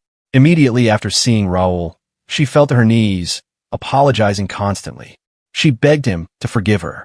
Raoul turned to the king, suggesting he should try asking the daughter that he abandoned for her help. If Victoria agrees to help him, Raoul will recover his body. Hearing that, the king shouted, asking Victoria for help. When Victoria was confused, Raoul asked her what she would do. Will she meet her father's expectation, or will she descend willingly to hell that he controls? If she abandoned her lineage just to follow him, then maybe someday he might forgive her. Victoria blushed after hearing, asking him if he would really forgive her. Seeing the scene, the king shouted, asking Victoria to not listen to his devil's sweet lies. But no matter how much he shouted, Victoria didn't even glance at him and accepted Raoul's offer of being cast down in hell. The king kept begging for help, but she didn't listen. Suddenly, Raoul acted, sending the king floating in the sky. The king looked around his kingdom from the sky. A burned forest, a castle completely destroyed, and not a single person left in this city filled with rubble. The king didn't want to die. If he died like this, his whole identity would be erased. Everything has been taken from him. Not even proof that he ever lived remains anymore. His noble self is no more. As he thought that, blood poured out from every hole of his body. The king perished, and the kingdom of Kurtz was destroyed. In the next scene, the king was lying in the museum that Raoul had created. There were also all of Raoul's enemies tied up or sealed. During the whole time, Victoria was hugging Raoul's arm happily. Raoul thought that in between his acts of revenge, he would come to this place, watch the exhibits increase, and save the sense of accomplishment. Those moments were bliss, something he wouldn't trade for anything. But now, his revenge in this land has been completed, which means they're moving to hell. As he said that, a lot of fallen angels appeared there. He ordered them to carry each piece one by one. He also asked to be careful, as these exhibits are really valuable. When everyone was taken away, a fallen angel came to Raoul, telling him that one of them is still alive. That one person was Wendell, who is still dying continuously in the illusion. He looked at him and thought that the great archmage Wendell, with beautifully shining silver white hair, a man who was Raoul's comrade and his closest friend. That flamboyant way he carried himself, and his bright, open, easygoing personality never failed to captivate everything around him. Raoul was no different. From childhood, they trained together, and even in the battle against the Demon King, they fought side by side. But Raoul was naive about the world and failed to see it. That Wendell's very nature had already rotted completely. He casted an illusion spell on Wendell, where it's possible to inflict every possible form of suffering and the death awaiting at its end endlessly on repeat. The only way to be released from that spiral of suffering is for death to come to the real, physical body. That's precisely why he kept Wendell alive like this. But since he obtained the position of the god who governs hell, he can do as he pleases, even after Wendell's death. Thinking that, he cut Wendell in half, finally killing him. The fallen angels grabbed him and took him to hell. In the end, there was only Victoria left. The one who shaped who Raoul is now, without a doubt, was this woman.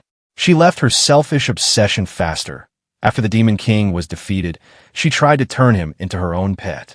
Of course, he refused without hesitation, which must have wounded her pride. Out of spite, Victoria branded him a traitor and had him arrested. And in order to make an example of him, she took his sister's life and the life of the baby she was carrying. After torturing him, she drove him toward public execution. Victoria took away his everything, his family, his comrades, their lives. She took it all away.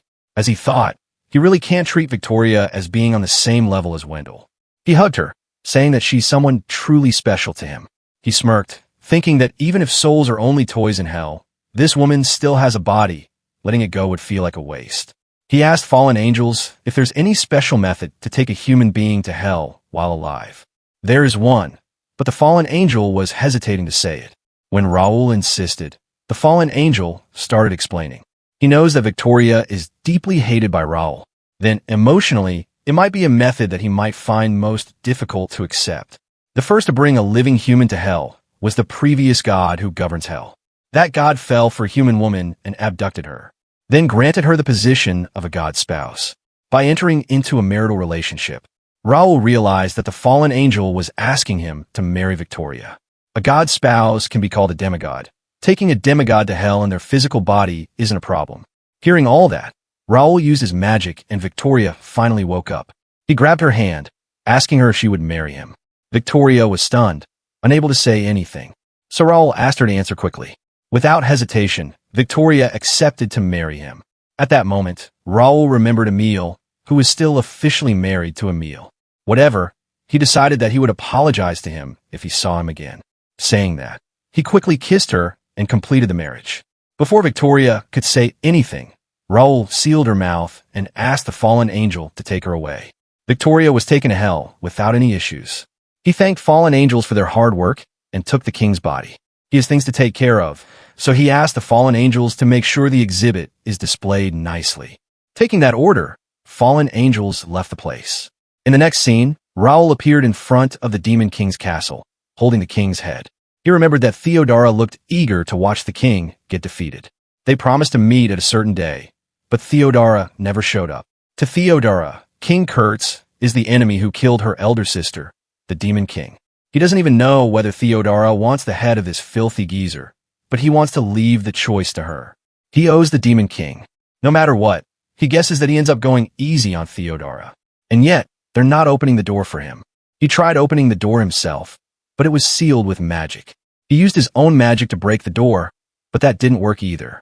Seeing that, he was amused and used a huge attack.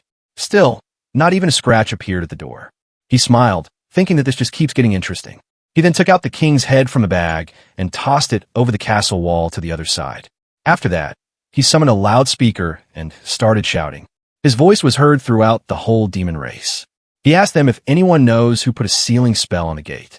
He came here to see Theodora, but no one opened the gate. At that moment, a black portal appeared on top of the castle, and some talked, telling Raoul that he's way too loud. Following that, a goddess with humongous balloons appeared there. The goddess called him a child god, saying that no matter how loud he will cry, she will not let him pass. She chose this territory to fulfill her own duty, so no pass for him. Right when the demon folds were finally freed from King Kurtz, she appeared. Raoul asked her what she was planning to do. The goddess told him that she's just cleaning after his miss. Because he destroyed the kingdom of Kurtz, the number of living beings dropped drastically. As the goddess of abundance, she can't ignore this. Raoul understands that she's going around, asking demons to breed and multiply. She confirmed that without hesitation. Looking at her expression, Raoul realized that she's got motives that go beyond just reaching her breeding policy. He wondered what kind of reaction she would make if he interfered. Just the thought of that is making his heart race. The moment her confidence will crumble. He doesn't actually have any interest in the fate of the demon race, but Theodora is an exception.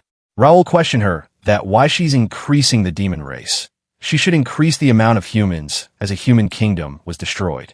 The goddess answered that there are lots of things that a little baby like him can't understand. Still, she decided to tell him one. The demon folk also desired the blessings that come from her, the goddess of abundance. She created a little screen with her magic that showed the current condition of Theodora. Some soldiers had grabbed Theodora, and her closest servant, Carew. Also, Damien, her other close servant, was lying on the ground, injured.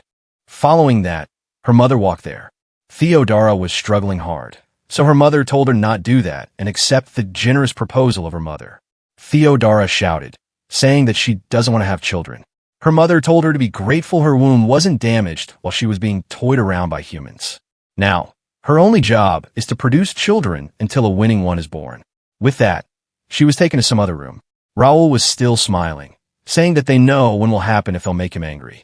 They were all watching from heaven, or their eyes were just for decoration. He prepared a really strong attack and threw that toward the goddess. However, when the smoke cleared, we saw that nothing happened. She laughed, telling him that his magic will never be a match for her. Raoul wasn't shocked. He just learned that there are some rules between gods that he doesn't know.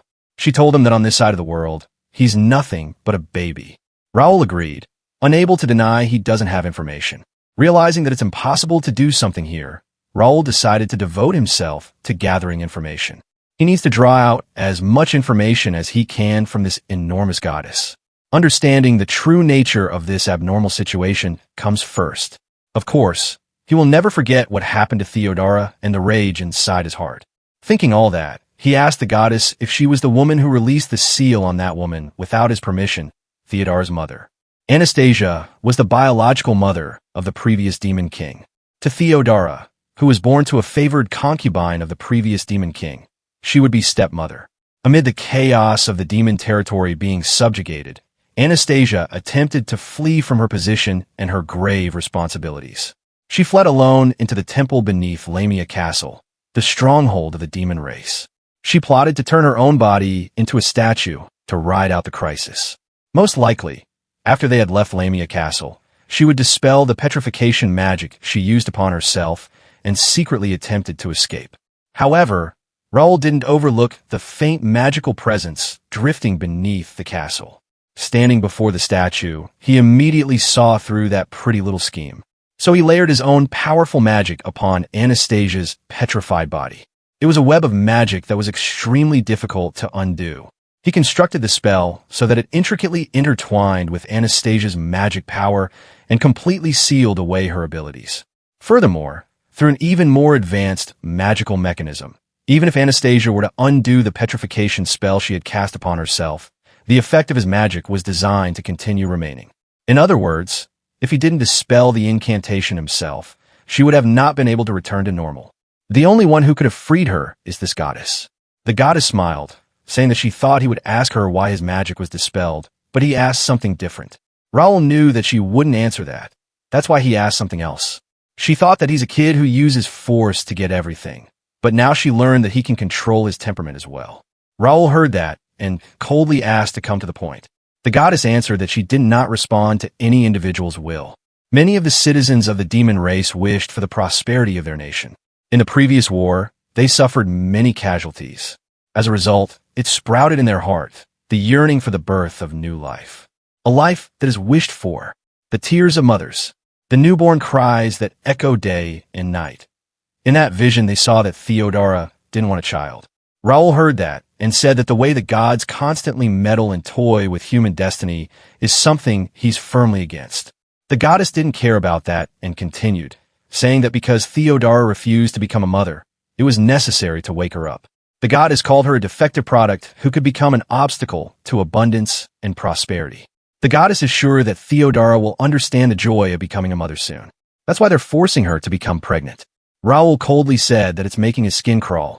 The goddess didn't care and decided to leave, asking Raoul to not interfere. She slowly closed the portal, saying that he doesn't have power to do anything anyway.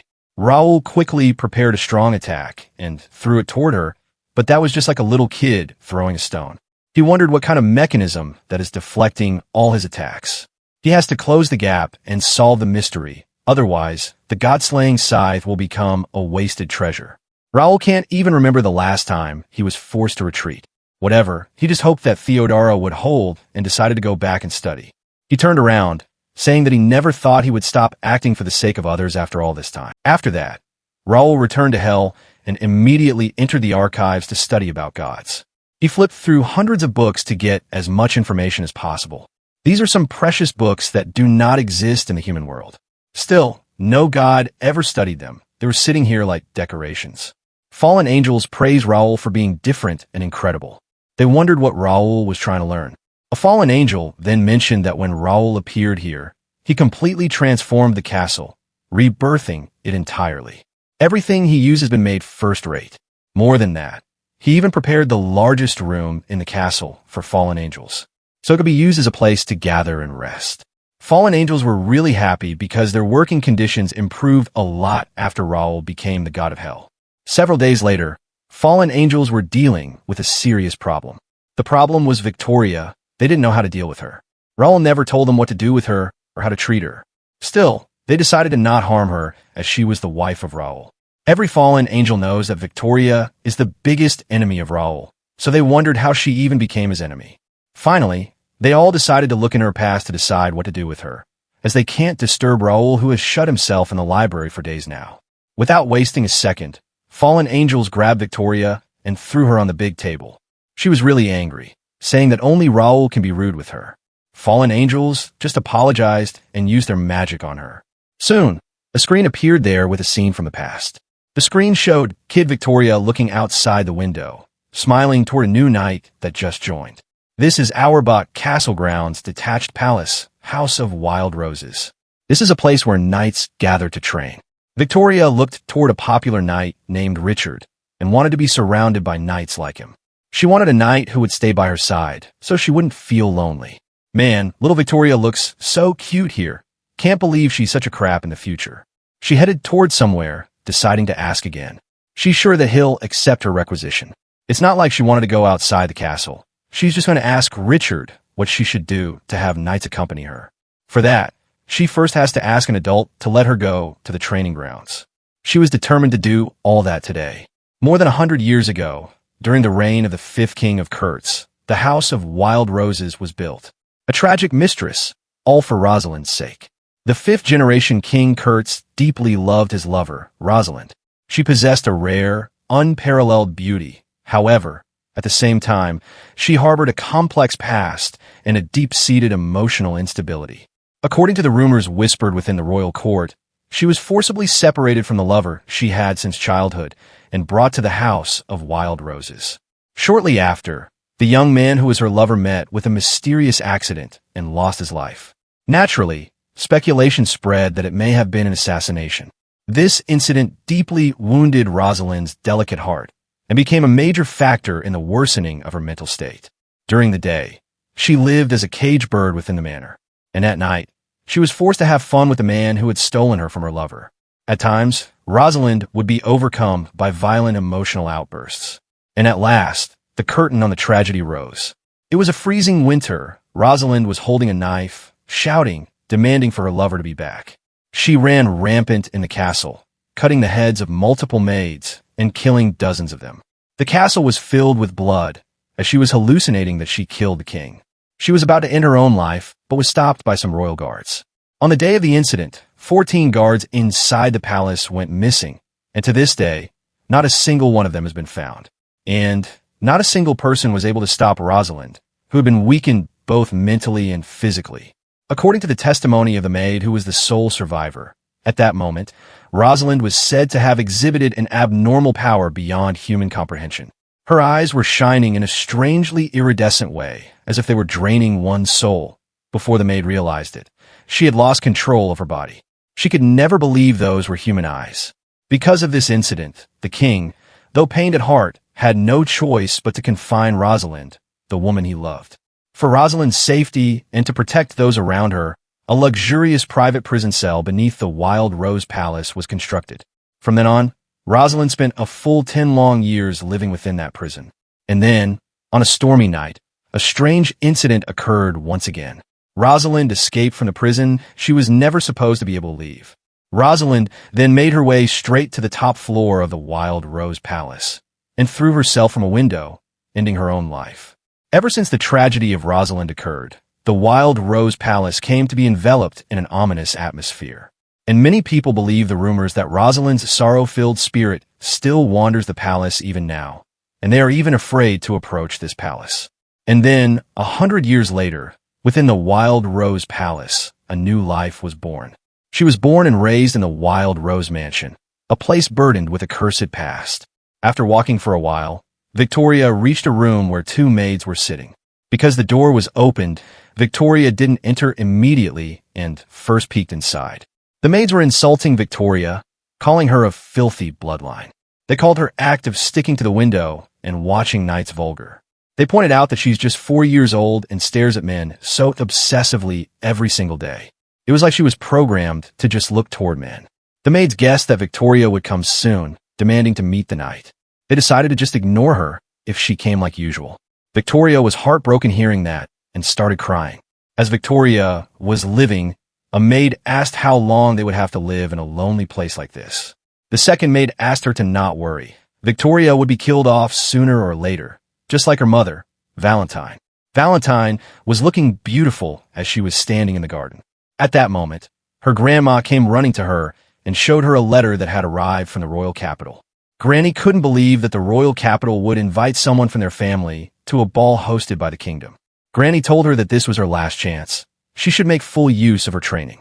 Valentine was born into a low-ranking noble family in the countryside. Because of that, within the class society of the royal court, she was constantly the target of scorn and contempt. After reaching the Auerbach castle, she first walked toward the king and queen, greeting them respectfully. The queen wasn't happy, calling her trash. However, King Kurtz decided to keep her name in mind. I don't know if this guy is already king, or he's just a prince right now. Anyway, from that day on, Valentine's life began to collapse with a crash. After becoming a leading candidate, she was forbidden from going outside. The queen was irritated and started messing with Valentine's life. She refused the entry of her grandma, and even killed her off secretly. Meanwhile, Valentine was wondering when she would be able to go home. She decided to ask the king if she got the chance to meet him. Valentine and Queen Cris were complete opposites in both appearance and personality. She had shining golden hair, modest, delicate, and with kind, gentle eyes. She was Valentine. Faded red hair, with deep wrinkles carved between her brows, and sharp, cold eyes. She was Queen Cris. That made the queen even more irritated. The queen continued her scheme to ruin Valentine. Right before a big ball, a maid arrived in front of Valentine and gave her a dress, saying that it's from the king for her ball. The dress was really vulgar and revealing. Everyone who looked at her cursed her. The queen even called her a prostitute. As she was about to run away, the king Kurtz stopped her, asking her who gave her this dress. Before she could answer, the king realized that's Queen's scheme. He took out his own coat and gave that to Valentine to hide her body, also canceling the ball. In the next scene, the king and Valentine were alone in the room. As she thanked him, the king suddenly grabbed her, saying that she would bear his child. Without wasting a second, he laid her to the bed and showed his true dirty face. After enjoying himself, he threw her in her room like trash and headed out. Like that, Valentine's mind and body started breaking in the house of wild roses. It's as if the curse was repeating itself. Some time passed, and Valentine gave birth to Victoria. After delivering the baby, her recovery didn't go well, and she barely clung to her life. Hating the world, she breathed her last, leaving behind baby Victoria all alone. Without her mother, Victoria fell into a helpless state of total isolation. Since she had no influential relatives to act as her backers, her claim to the throne was in an extremely low position. There was no one who would try to curry a favor with a princess like her. Consequently, many people began to avoid Victoria. On the contrary, there was even the fear that approaching Victoria would displease Queen Cris. Queen Cris continued to hate Valentine, even after her death, and that some gaze was directed towards her daughter, the living memento, Victoria. Subscribe for more.